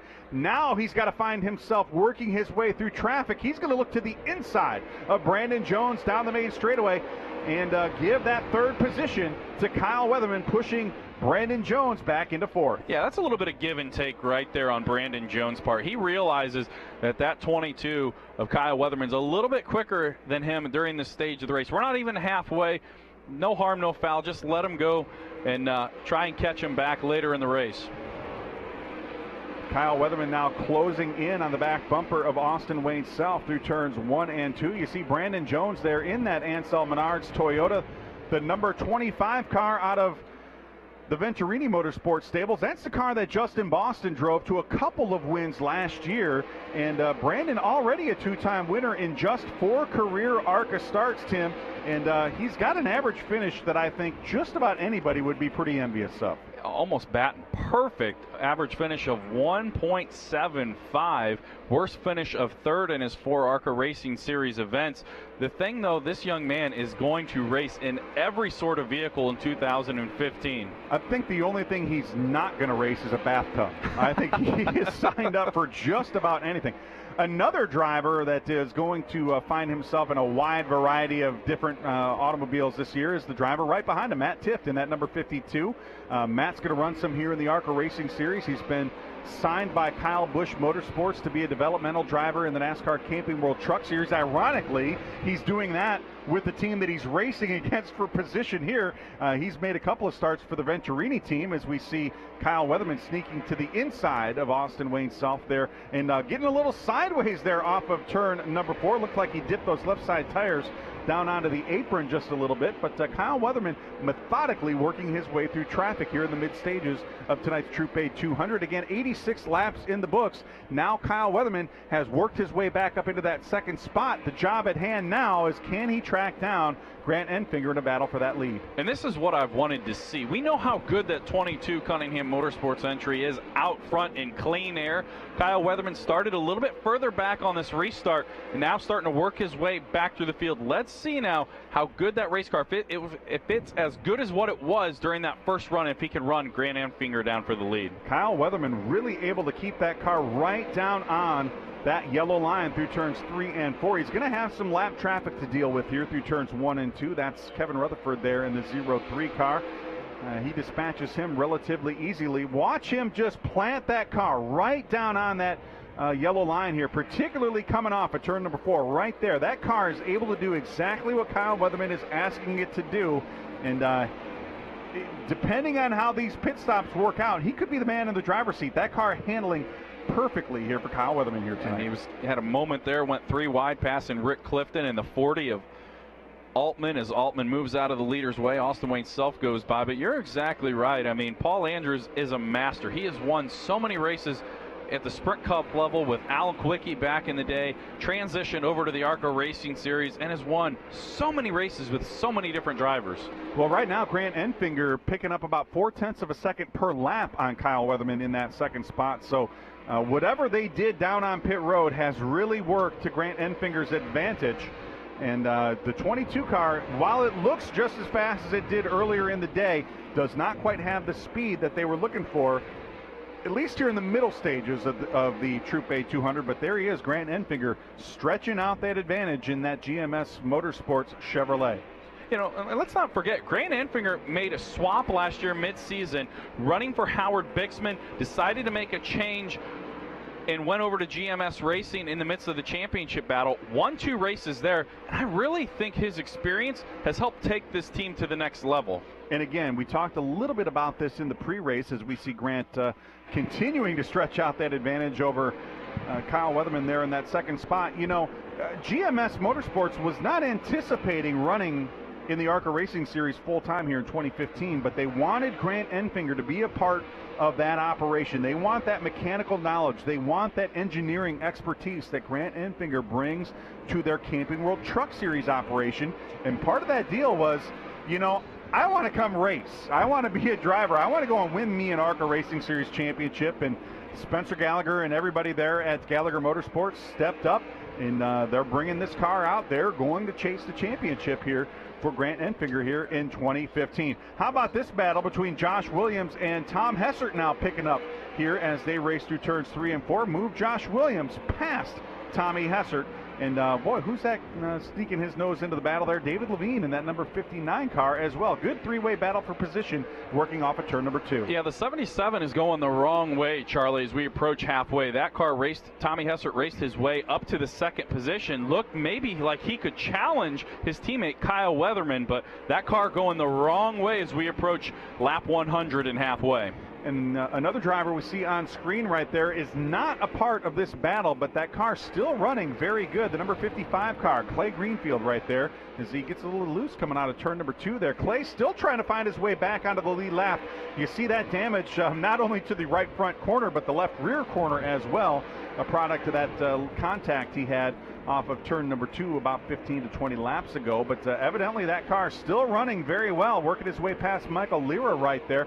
Clay trying to keep himself in that first car 1 lap down position and hoping for a caution flag so he can pick up a free pass and get back on the lead lap and put himself back in position to win here tonight. And you see him wheel in that car, the camera shot down the front straightaway, completely sideways, kicking that rear end out almost up against the wall, coming past the start-finish line that last time. Clay really hanging it out here tonight. We've talked about him all afternoon long on our practice and qualifying coverage. We're going to talk about him here tonight in the race because, you know, Clay is one of these guys that really does a lot with a little, as we see a three-wide battle with some lap cars there with our leader, Grant Enfinger.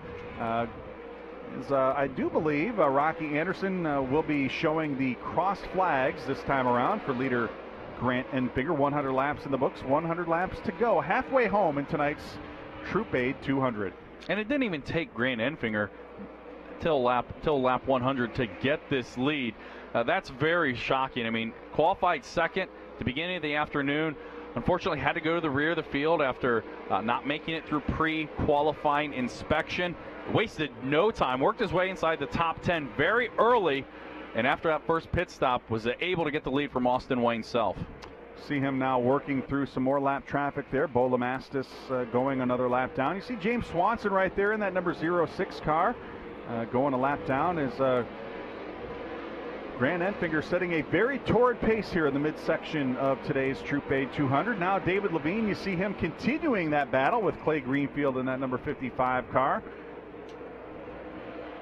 And David Levine, an interesting story as well. It kind of, I don't think the Lyra Motorsports team truly intended to be a two-car effort right off the bat, but David Levine enabled them to expand, and he's done himself a pretty good job here tonight after what was a fairly adventurous outing at Mobile a couple of weeks ago. Yeah, hard to believe it, but it was David Levine's first short track start at Mobile and did an excellent job. Had a couple of run-ins early in the race, but was able to rebound for a solid 12th place effort. So not a lot of oval background in his experience. He is a Richard Petty test driver at a lot of different racetracks, but other than that, does a lot of road course racing, so he's still new to the oval side of things. He's our current rookie point leader here in the ARCA Racing Series presented by Menard. So David Levine having a very good solid start to 2015. You see him trying to keep Clay Greenfield at bay.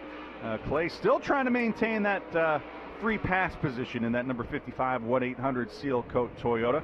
Right now, Clay back in that 12th position, and I'm going to give a good solid shout out to David Levine, holding on to 8th here as we have some 107 laps in the books, as we see a pretty good move by Kyle Weatherman there in traffic as he tries to chase down Grant Enfinger. Grant just living large and in charge right now at the front of this field as now we see Kyle Weatherman on screen in that number 22 car.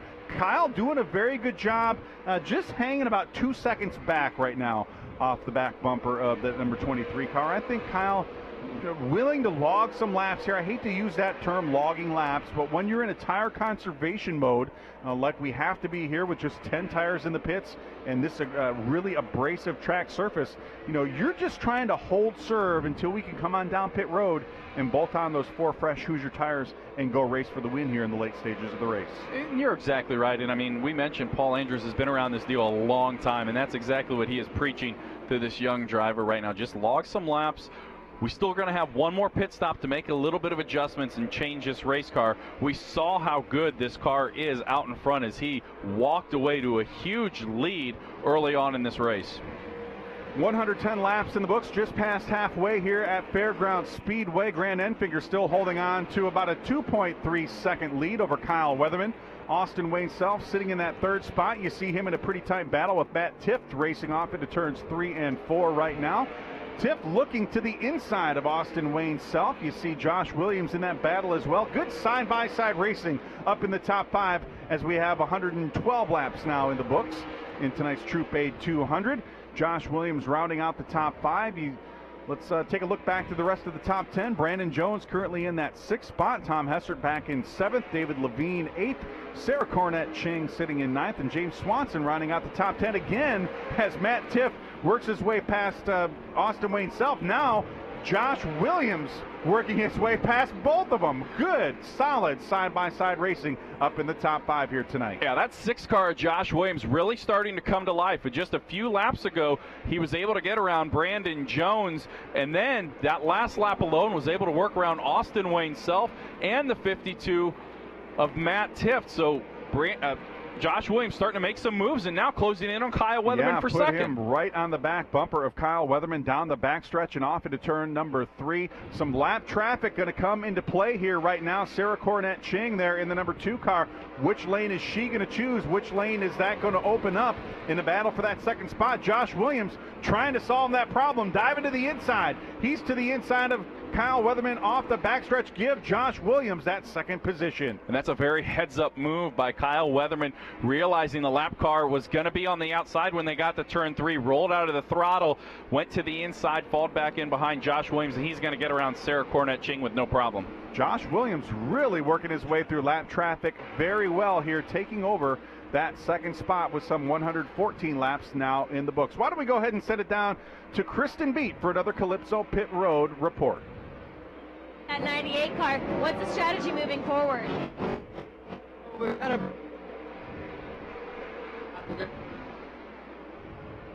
looks like we have some technical difficulties down there with Kristen Beat down on pit road. She was trying to get a word with Mason Mitchell, our defending ARCA Racing Series champion and car owner for Austin Wayne Self here tonight. If we can get back with Kristen here, we will send it back down to her. But again, Josh Williams there in that number 6 car, trying to track down our leader, Grant Enfinger, with some 117 laps in the books here in tonight's Troop A 200. But how about this battle for third position, Tim? Kyle Weatherman, Matt Tifft, Austin Wayne Self, and Brandon Jones under a blanket through turns 3 and 4. Yeah, these guys are just trying to figure it out. Looks like to me, Matt Tifft, he's been back there for a couple of laps trying to get around Kyle Weatherman, being very patient. Looks like he's a little bit quicker, but can he get around him without having to give up a spot to Austin Wayne Self and Brandon Jones back there just behind Austin? Looks like the handling of that 22 car going away just a little bit. We talked about 25 laps ago. Kyle Weatherman really able to keep that car down on that yellow line. Now he's really fighting to keep that car in that second groove. That's going to allow Matt Tifft to move into that third spot. Looks like Austin Wayne Self going to follow through and take over that 4th position and maybe even lose 5th to Brandon Jones. Kyle Weatherman now back into that 6th position. And that was one of the things I kind of wondered, Charlie, when he got out there so quick, pulling away from the field, was could this team keep up with the ever-changing racetrack and make the proper adjustments? That car's fading right now, but they're going to have one more shot to try and get it right. Well, the thing that's going to fix that car isn't going to be an adjustment. It's going to be 4 new Hoosier tires. And I have a feeling that that car is going to be just as fast as it was. But you don't want to give up too much track position, even at this stage in the race. You know, you don't want to have to overextend those tires to get back to the lead. You want to have those tires as fresh as you can, as late as you can. So Kyle Weatherman really wanting to stay as close to the front of the field so he doesn't have to work hard to get back there when we have 25 to 30 laps yet to go. Continue to see that great battle between Brandon Jones and Austin Wayne Self, trying to decide who's going to run in that 5th spot. Brandon Jones being very patient now looking to the inside as Austin decides to go quite a bit higher as he gets sideways there, and that's going to allow Brandon Jones get that nose with the number 25 Ansel Menard's Toyota out in front. Boy, that was a good old-fashioned short track move right there. What you saw there was Brandon Jones make that move to the inside, get out of Austin Wayne Self's mirror. Austin had no idea where that 25 car was. He had to drive it down hard to the inside, and he just drifted a little bit up out of that groove. That opened the door for Brandon Jones, moved him up into the 4th position. That'll move Austin Wayne Self back into 5th. Good, solid performance again by the driver of that number 25 Ansel Menard's Toyota, a car that he's going to share with 10-time ARCA Racing Series champion Frank Kimmel here in 2015. Yeah, it was very difficult not seeing Frank Kimmel in the race car for the first time in 387 starts at Mobile last month. Took a little bit of getting used to seeing somebody else in a yellow Ansel Menard's Toyota. Good performance by Brandon Jones in that number 25 car. He made his ARCA Racing Series debut last year at the Winchester Speedway, and I don't think he could have asked for a more thrilling finish. He made a last lap pass for the win over our series champion, Mason Mitchell. I mean, you beat the best right there at the Winchester Speedway. He followed it up with a 2nd career victory in his 2nd career start. And here he is to start 2015 really picking up where he left off. He finished third a couple of weeks ago at the Mobile International Speedway. And that gives him, in 4 career starts, just a terrible average finish of 1.75. Not too bad. No, not bad at all. But the thing I've been really impressed with here in Mobile, watching his strategy, he'll just linger back about 5th or 6th place, right now running in 4th, until 50 to go. That's when he really made his move at Mobile, was with 50 to go, and then he found himself, of course, battling for that win. It's looking like he's running the same race tonight, was outside the top 5 for the first 100 laps, now back inside the top 5 as we approach the end of this one. And of course, one of the more impressive aspects of this performance by Brandon Jones is he's doing it without crew chief Billy Venturini here this weekend. Billy, unfortunately, sent to the sidelines after the post-race, what do we want to call it? Shenanigans at Mobile? Yeah, there we go. That's a good word. Yeah. Post-race shenanigans at Mobile. And I would like to say hello to Billy, watching back at home here this evening. But Billy not calling the shots here tonight, so a little bit different voice on the radio, but really has not impacted the performance of that 25 car one bit. No, not at all. Kevin Pickle is up on top of that number 25 car. Made the switch, actually, after Daytona. He came over from Mason Mitchell's team and was up on top of the 25 box at Mobile, as well as here as well. So they haven't lost a step with Billy at home on the sidelines this weekend.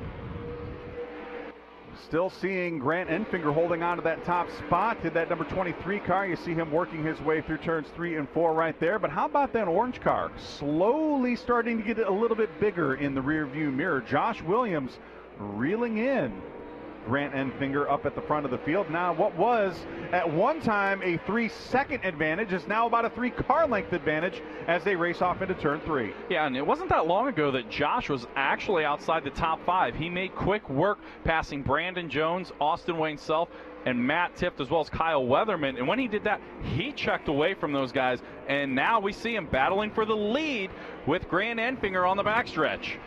Looking at lap times right now, Grant Enfinger's last lap 21.821. Josh Williams' last lap 21.352. Josh Williams has the fastest car on the racetrack. He's looking to the inside of Grant Enfinger here at the start-finish line. Move Josh Williams to the lead with 133 laps in the books here in the Troop A200. Just 67 laps to go. Josh Williams now taking over the top spot for the first time here this evening. Let's not forget, that's a family-owned race team doing it on a very tight budget. Josh, after the first practice, after I had a chance to talk with him, he was underneath the hood wrenching on the race car himself. Does a lot of the work on these race cars. And it wasn't that long ago he took a start and park race car with the Rulo brothers, qualified inside the top 10, and finished 6th. A very conservative, probably the most conservative 6th-place run I've ever seen. Not conservative here tonight at all. Josh Williams sees himself with a very solid chance at picking up career win number 1 here tonight. And now he holds on to that top spot with Grant Enfinger now falling back into that second position. The only thing separating Grant Enfinger from history here tonight, Tim, that number 6 car right there. Josh Williams, your new leader in that number 6 automobile. And it looked at Mobile in the closing stages there as we have an incident on the front straightaway. Rick Clifton got high up out of the groove and very out of the pace, now down in turns 1 and 2 off the racing surface. And it looked like Sarah Cornett Ching there in the number 2 car. You see the damage to the right front of that automobile right to the inside of leader Josh Williams. She caught a big piece of that incident there on the front straightaway. Luckily for Josh Williams, that was still about a half a straightaway in front of him. He didn't have to get himself involved in that one at all, but that could have been a very big moment, not only for the 2 drivers involved, but had that gone another way, that could have been a big moment for Josh Williams and Grant Enfinger as well. You know, one driver that was hoping for that caution directly in front of our leader, about to go a lap down, Michael Lira, was so good in the opening stanza of this race, running in the 2nd position. He's the next car in front of our leader, Josh Williams, now, as they work around a lap car there. That's a 0.6, but Josh Williams coming up the lap. The man who was in 2nd place for a long time in this race clearly that car not to Michael Lira's liking, as Williams now looking on the outside. Williams indeed moves to the outside of Michael Lira here down the front straightaway and off into turn number 2. The one thing that Williams has not been able to do, however, is really stretch out that advantage over Grant Enfinger. He was able to chase him down, but Grant Enfinger doing a really good job of holding on to the back bumper of that number 6 car as they work their way through lap traffic. 139 laps in the books. 61 laps to go here in the Troop A 200. Now make it 60 laps to go as Josh Williams flashes himself across the start-finish line. You see Brandon Jones there in that number 25 Ansel Menard's Toyota. He holds on to the 3rd position right now with a healthy advantage over Matt Tifft back in 4th. And looking back, it looks like it's going to be Austin Wayne Self rounding out the top 5 with some 60 laps yet to go. Go figure, we talked about it just about 15 laps ago, the strategy for Brandon Jones. We saw him just outside the top 5 not that long ago. Now methodically worked his way in the 3rd position as we're rapidly getting closer to the final 50 laps of this race. And again, starting to find himself in position possibly to get another ARCA Racing Series victory.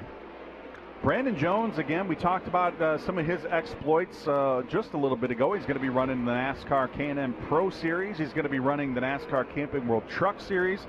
He's going to be running the NASCAR Xfinity Series. And the interesting thing about that, in addition to running here in the ARCA Racing Series, he's going to be doing this all for a wide variety of different race teams and even different manufacturers. And, of course, the key ingredient in all of this is that relationship with Menards. You see the 52 car there of Matt Tifft working his way past Sarah Cornett Chang. We have talked about Matt a couple of times tonight, one of the rising young stars here in the ARCA Racing Series, driving for Ken Schrader here in 2015, the Federated Auto Parts Toyota. Recently signed a driver development contract with Kyle Busch Motorsports. That has moved him up into the Camping World Truck Series. And the ironic thing there, Tim, is he is competing in the Truck Series for the team that he is trying to chase down here in the ARCA Racing Series. And he had a pretty good finish at Martinsville with Venturini Motorsports, running as high as 6th in the late going of that race. Ended up fading to 9th, but still a heck of a finish for Matt Tifft and the Venturini Motorsports team. I'm curious, though, do you think owner Kenny Schrader is at home watching this right now from the dirt track wherever he is racing? Because you know Kenny's got to be on a dirt track somewhere. Well, Kenny has a lot of faith in this young man. We saw Matt Tifft run a handful of races last year in this car, and I believe he picked up a handful of top 5 finishes as well. I think he had a career best 2nd, if I'm not mistaken, up at Salem Speedway late in the fall. Kentucky yeah. Speedway is where he had that 2nd place finish. I think he had like a 4th or 5th place finish at Salem and another one at Toledo. As we see Josh Williams continuing now to open up the advantage on Grant Enfinger. Was about 3 car lengths a couple of laps ago. Now making it a 1.1 second advantage. Josh Williams now finding himself with his own destiny in his own hands here, just kind of waiting to see when we can come on down pit road and bolt on those 4 fresh Hoosier tires that everybody still has sitting down on pit road. I think Josh Williams is wanting this thing to go as green as long as possible, maybe even wanting it to go green till the end of the race here, because the way that car has come on after restarting almost outside the top 10 and running leader Grant Enfinger down, because Enfinger had that 3-second lead and almost, erased that lead and evaporated it in no time. But, Josh Williams, we saw a few years ago, obviously the potential he had. It was there. But the big opportunity, I think, came, Charlie, was when he was able to step in and drive for GMS Racing when Spencer Gallagher was on the sidelines. I think that really helped Josh as a race car, but it also helped that team as a whole as well. 150 laps in the books. Josh Williams, your leader, with 50 laps yet to go here in the Troop A 200. Josh really weaving his way through traffic. Some masterful moves here up at the front of the field. You see Grant Enfinger also working his way through some of these lap cars. That's Kevin Rutherford down there in the 03 car. Grant trying to achieve some history here tonight by going to victory lane in the 3rd consecutive race for the 2nd year in a row. Math is hard. I hate doing math. That's why I went into a business where I can talk for a living. But that seems to me like it is virtually an impossible thing to do.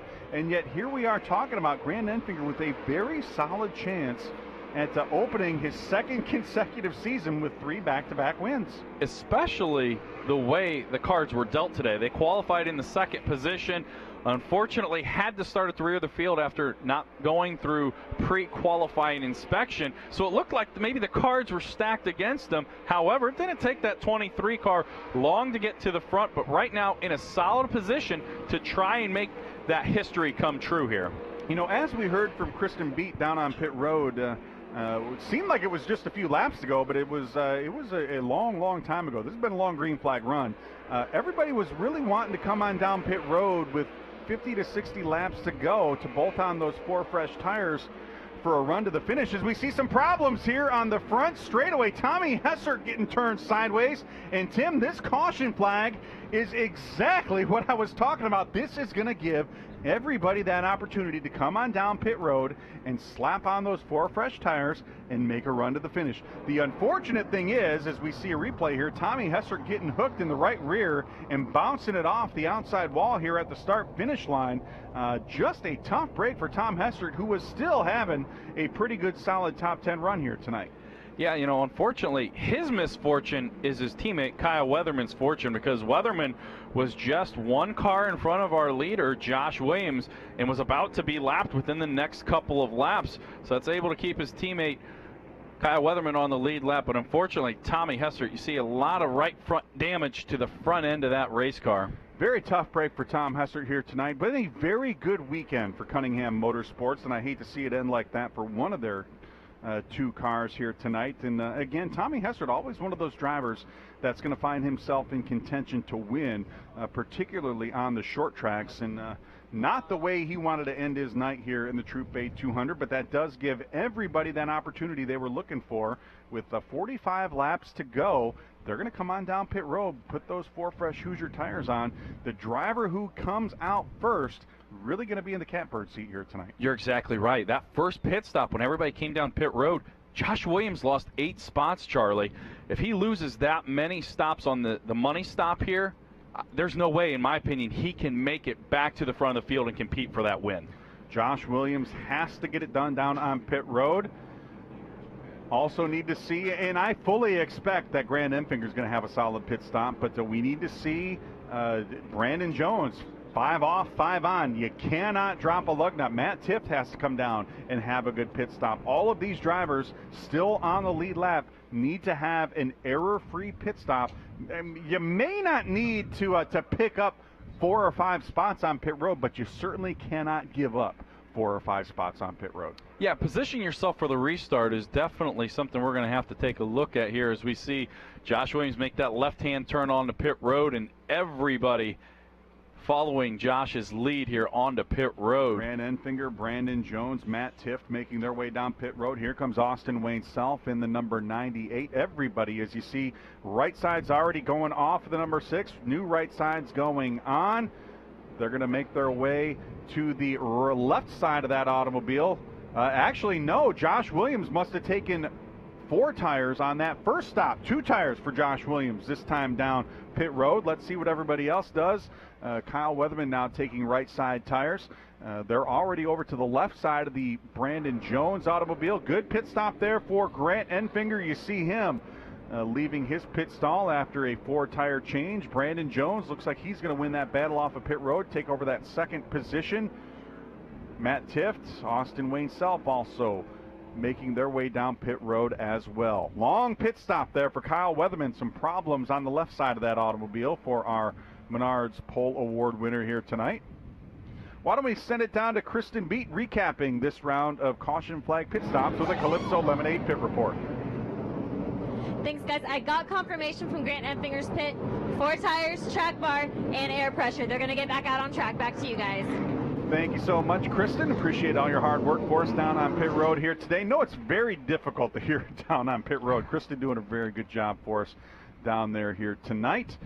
4 tires for Grant Enfinger, just 2 for Josh Williams. You know, it doesn't surprise me. After they got kind of boxed in that pit stall, I think they kind of regrouped and said, you know what, we've lost all this track position. Let's go ahead and bolt these left side tires on. But unfortunately, I think those crows are going to come home to roost here on this restart. He's going to have his hands full keeping these drivers with 4 fresh tires behind him.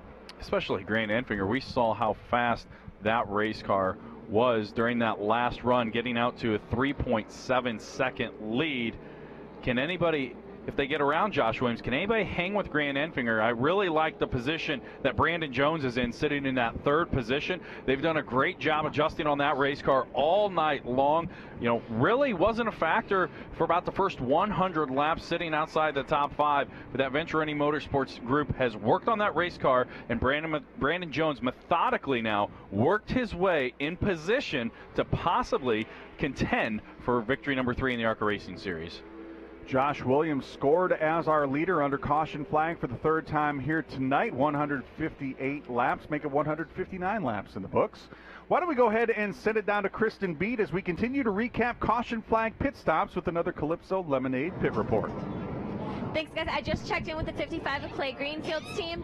They went with 4 tires and a splash of gas. We'll see how that strategy plays out in these final laps. Back to you guys.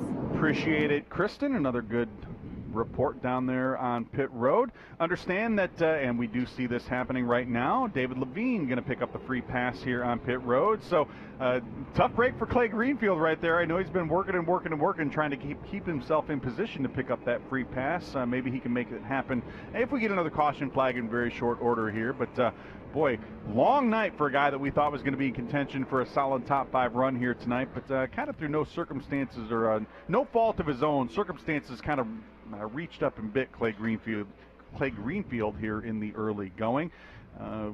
Should be fun to see on this restart, Tim, just how long Josh Williams is able to hold Grant Enfinger at bay. And you're exactly right. I mean, we saw the intensity go up quite a bit towards the end of that Southern Super Series race and saw a lot of cautions in the last 10-15 laps of that event here. And that, if we get a quick caution, that's going to favor a guy like Clay Greenfield to get back, get that free pass position, and utilize those 4 tires. Josh Williams, he's going to have to settle in and see if he can hold off Grant Enfinger. I'm going to be interested to see which line the 6 car is going to choose, because Grant Enfinger's been so solid on restarts. He's one of the few cars I've been able to see that is go and pass guys on the outside line.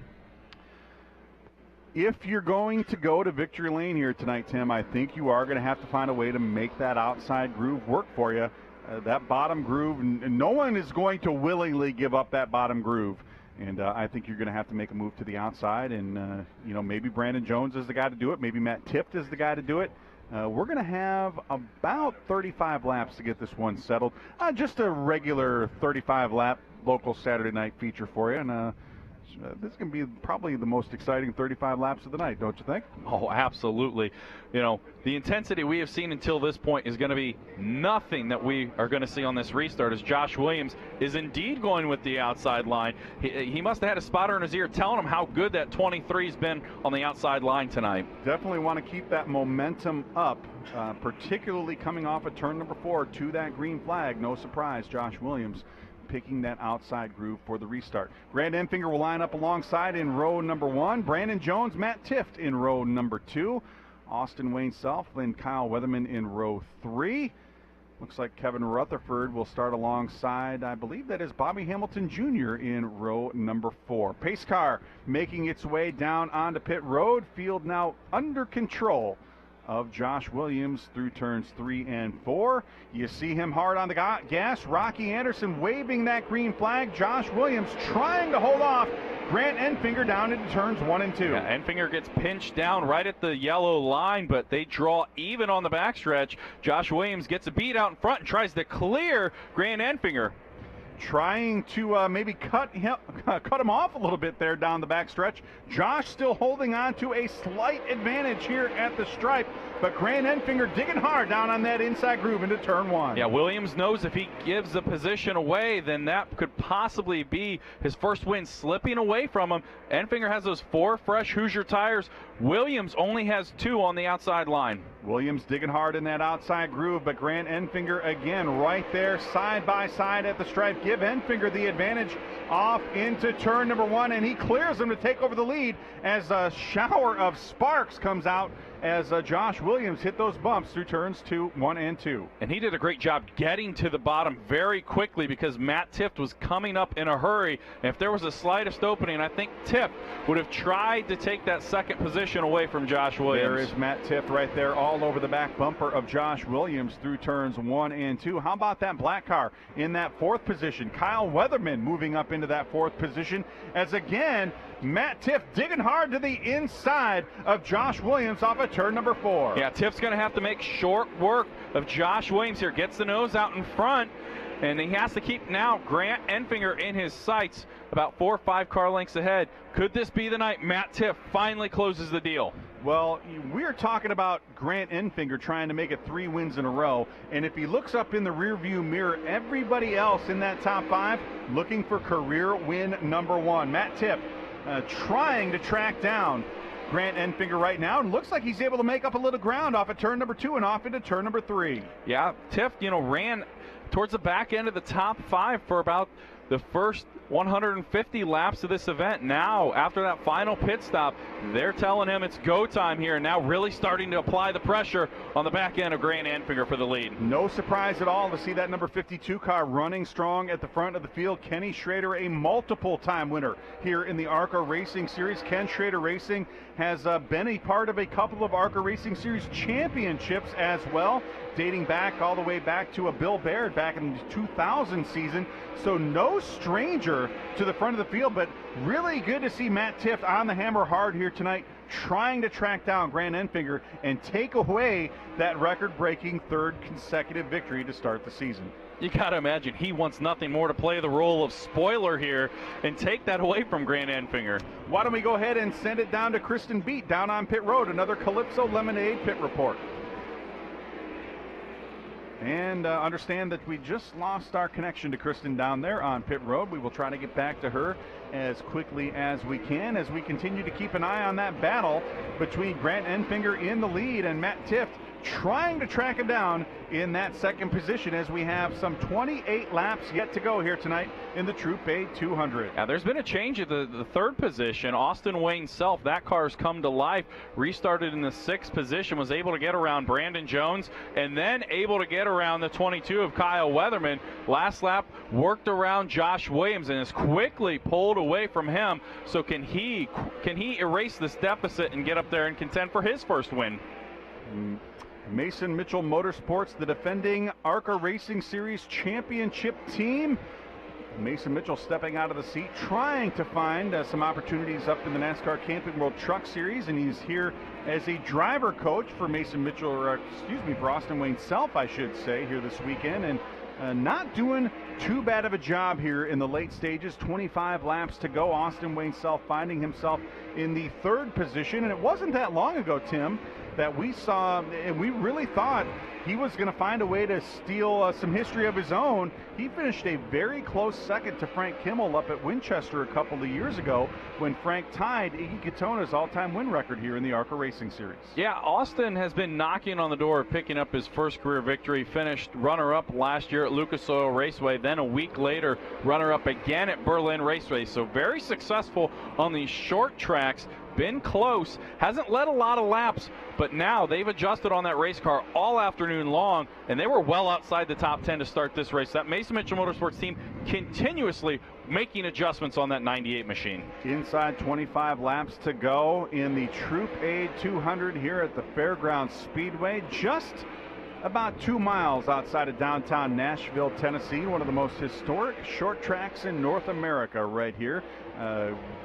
Guys like Darrell Waltrip getting their start early in their careers, launching themselves into a very successful career. Obviously, Darrell, 84-time winner in the NASCAR Sprint Cup Series, now really known for his color commentary on the Fox Sports NASCAR Sprint Cup Series telecast. But it all started right here for DW back in the late 1960s.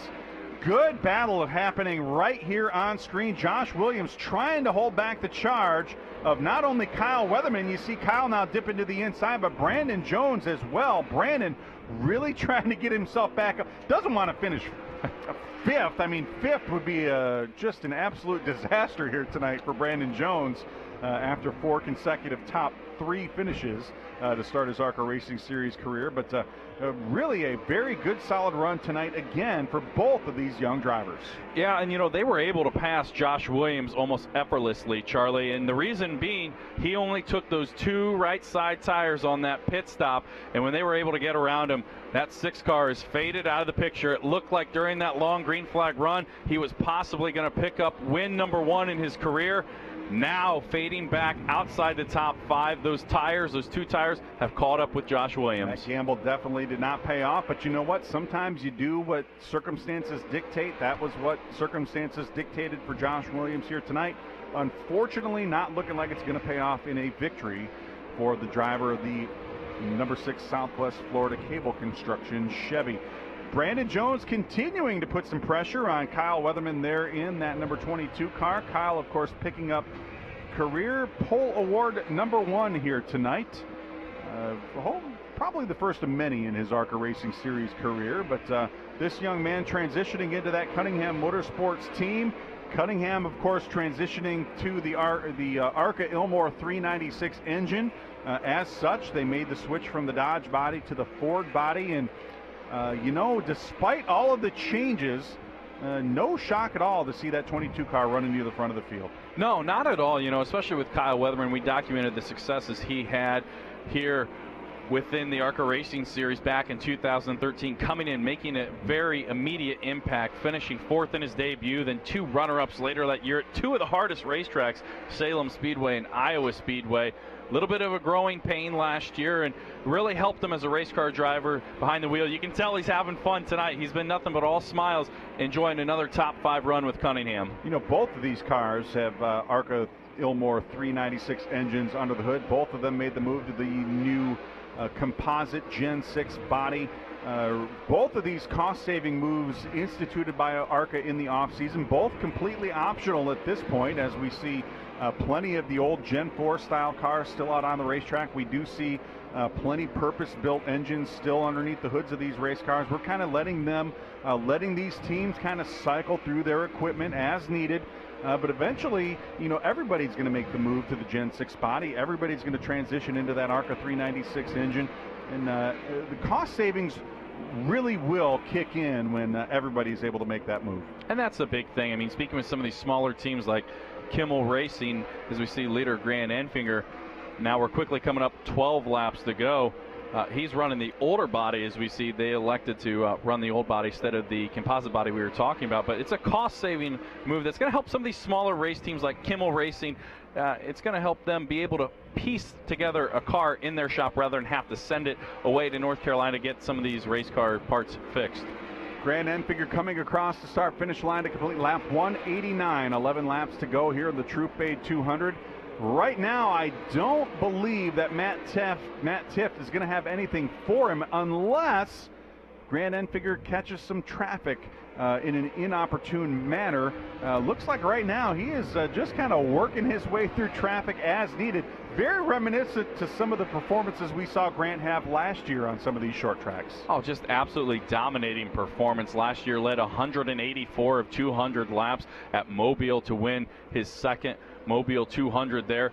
Won Elko Speedway. First time, never saw the racetrack, just like here today. Never saw this racetrack until practice today. That test session got rained out. But he is so dominant on the short tracks in the ARCA Racing series. It's remarkable. Seriously, a short track specialist. And you know what? You can't just call him a short track. He's good everywhere. He wins at Daytona. He wins on the dirt. We saw him pick up a surprise win at the DuQuoin State Fairgrounds last year. Grant has really turned into a very solid race car driver. Been a lot of fun to watch because for a long time we didn't necessarily know if he was ever going to get that first ARCA Racing Series win. But as you said, Tim, once he got that first one, it's been Katie bar the door and open the floodgates because they haven't stopped coming. And if Matt Tift is going to keep him out of victory lane here tonight, he's going to need some help from something. An act of nature here is going to have to happen before too long because Grant Enfinger, as we talked about Kyle Weatherman earlier in the race, looks like he is in a different area code here tonight. Yeah, he is. And this, Grant Enfinger had to come from the rear of the field. And, typical Grant Enfinger pace, he just really saves his equipment really well. You know, Grant is one of those guys that can really run hard, but he doesn't abuse the equipment. That's really the key to Grant Enfinger's success. He's fast, he's smooth, but he doesn't tear up a lot of equipment, and he really, really takes care of that equipment. And, you know, as we were talking about, Tim, we're on the verge of seeing some history here. You know, this is something that Frank Kimmel has not been able to do. Tim Steele has not been able to do. You know, going back to when I was a kid, this is something that Davey Allison wasn't able to do. And, of course, Davey went on to be a Daytona 500 winner. Starting 2 consecutive seasons with 3 consecutive wins, it's kind of a big deal. And Grant Enfinger is, what, 3.5 laps from history here tonight. Especially the ARCA Racing Series, the rich history they have. They've been around over 63 years, and nobody has been able to accomplish it. Just not Iggy Katona. Yeah, not even Moose Iggy. Myers, not Marv Smith. You know, it's this is a very big deal, and we see Grant Enfinger kind of patiently working his way through some of these lap cars. He's got a couple of faster lap cars directly in front of him as he comes to complete lap 198. Just 2 laps to go here in the Troop A 200 for leader Grant Enfinger. You see him working his way through turns 1 and 2, keeping that car right in the middle of the racetrack, gingerly working his way down the backstretch as he moves into the right behind Richard Altman there in that number 40 car. Altman moves to the high side. That's going to allow Grant Enfinger there to flash under the white flag. Rocky Anderson signifying 1 lap to go for Grant Enfinger as he works his way through turns 1 and 2 and down the backstretch. Just a half a lap from history here for Grant Enfinger as he makes his way through turns 3 and 4 for the first time in ARCA Racing Series history. Grant Enfinger going to win 3 in a row for the 2nd consecutive season. Grant Enfinger picking up the win in the Troop A 200. This is truly remarkable. It took him 45 races, Charlie, to pick up career win number 1. Tonight sets history and wins number 10 here. The toll that he has put on the ARCA Racing Series, he has taken it by storm, solidifying his dominance in the series. You know, when we look at this race in the record books 5-10 years from now, it's going to show that Grant Enfinger started second and took 79 laps to work his way into the lead. But that's not what happened here tonight, Tim. He had to drop to the back of the field, started 30th position. It did take him 79 laps to work his way into the lead, but I'll tell you what, he was the dominant car here tonight. He led laps 79 through 133. They cycled through some pit stops. He took over the lead at lap 166, and as we see, Tim, he has raced his way into the history books. Grant Enfinger, the first driver in ARCA Racing history to win 3 consecutive races in 2 consecutive years. That's a lot of math for a guy like me, but I believe that's, what, 6 wins in 6 races, if I'm not mistaken? Is there any obstacle that can't be thrown at Grant Enfinger that he cannot, him and this race team, hurdle? I mean, my goodness, Elko, he got spun out while leading early, came back, won that race. Here, having to start at the rear of the field and coming back and in dominating fashion and picking up this victory. You see him bringing that number 23 Triple K Construction Chevrolet down into victory lane. I believe we have Kristen Beat down there as well. We're going to let him climb out of the car, and I think he's probably going to get showered with some sort of beverage. I wonder if it'll be Calypso Lemonade down there in Calypso Lemonade victory lane. Of course, this ought to put Grant in pretty comfortable territory in that Calypso Lemonade short track challenge as well. We see ARCA Racing Series officials getting ready for some victory lane celebrating as well. Grant unbuckling that helmet. And I do believe we have Kristen Beat on site down there. We will throw it down to her just as soon as she gets herself in. I see her down there, Tim. She's ready. She wants to dive in there. We're going to let Grant get himself ready, and we will send it down to Kristen in just a second. We see our buddy George Mergen in there trying to help Grant unbuckle as well. Just a fantastic performance. You know, it doesn't faze Grant Enfinger at all having to start from the back of the field. He knows he's got a good car. He's got a lot of faith in his own abilities, and no surprise at all that he sends it down into victory lane. 3rd consecutive win for Grant Enfinger. There he is, getting that bath from the GMS Motorsports team. Grant Enfinger picking up third A huge consecutive win. celebration tonight for Grant Enfinger, making history at Nashville Speedway in the ARCA Racing Series. 3 consecutive wins for Grant. Emotions galore down here. Grant, earlier this week you told me how important it would be for you guys to win here. And on top of that, winning at a historic track, how does it feel? Man, it's definitely incredible. So a lot of heroes have run here. A lot of heroes have won the race here. So man, it's a huge blessing to be over here at GMS Racing, and just an incredible car. So the last race I'll be able to run with Jeff Stankiewicz for a while. So glad we ended it on a good note. So just incredible job. Thanks to Allegiant Travel, Worth USA, Triple K Construction, Portable Shade, Champion Power Equipment. Man, we just got so many people to thank. So many friends and family here. Our one of the bosses from Vegas was able to make it here. So just an incredible night. What was going through your mind coming out of turn 4 to the checkered? Just hold it together. You know, the last lap of practice, we had a part failure on the left front of the car, and able to get it fixed. Jeff Stankiewicz was able to weld her back together, put her back together, but it was a scary part of the day right then, and just hoping everything would hold together. So Matt Tift, he kept us honest there at the end, drove it a lot harder than I wanted to after the green flag. We were used up on our tires. Grant Enfinger, the definition of momentum here at Nashville Speedway. Back to you guys. Thank you so much, Kristen, and congratulations to Grant Enfinger and that entire GMS Racing crew racing their way into the history books. And really, Tim, again, another facet to this accomplishment is that he has won 3 consecutive races in 2 consecutive years with 2 different race teams.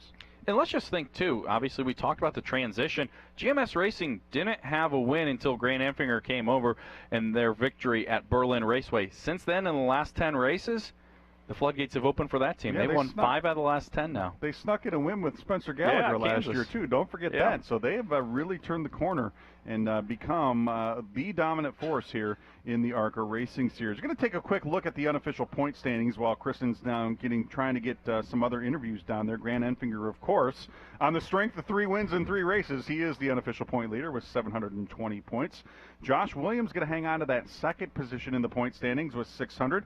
Austin Wayne Self in the 3rd spot. David Levine moving up into the 4th position. Tommy Hessert back to 5th. Thomas Prater, Bobby Hamilton Jr., Brandon Jones, Kyle Weatherman, and Matt Tift rounding out our unofficial top 10 in the ARCA Racing Series Championship standings. We're going to send it back down to Kristen with some more drivers who factored at the finish here tonight in the Troop A 200. Thanks, guys. I am down here with Matt Tift. Matt, so close. Do you think given a few more laps you would have had something? I don't know. We really burned up our stuff trying to catch Grant there. About 10 laps ago, we were really even with him, and just we broke even every single lap, and he'd be 200s quicker, I'd be 200s quicker, and by the time we hit lap traffic, there were like 6 wide coming out of turn 4, and we just tried to pick a lane, and by about that point, I killed it just trying to catch him. But we've come a long way with our short track program in 2 weeks. A clutch performance by Matt Tift, who is still seeking his first win in the ARCA Racing Series. Back to you.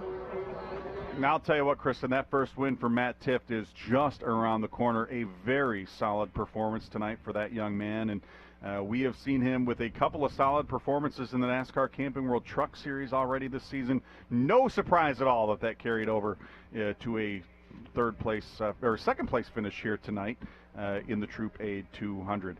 Continuing to look at the rest of the top 5, I believe that is the 5th consecutive top 4 finish for Brandon Jones. But is that the worst career finish that he's had so far, Tim? That is the first time Brandon Jones has finished outside the top 3 in his short ARCA racing. Yeah, horrible. What a terrible night for Brandon Jones coming home in that 4th position. Why don't we send it back down to Kristen Beat down on in Victory Lane.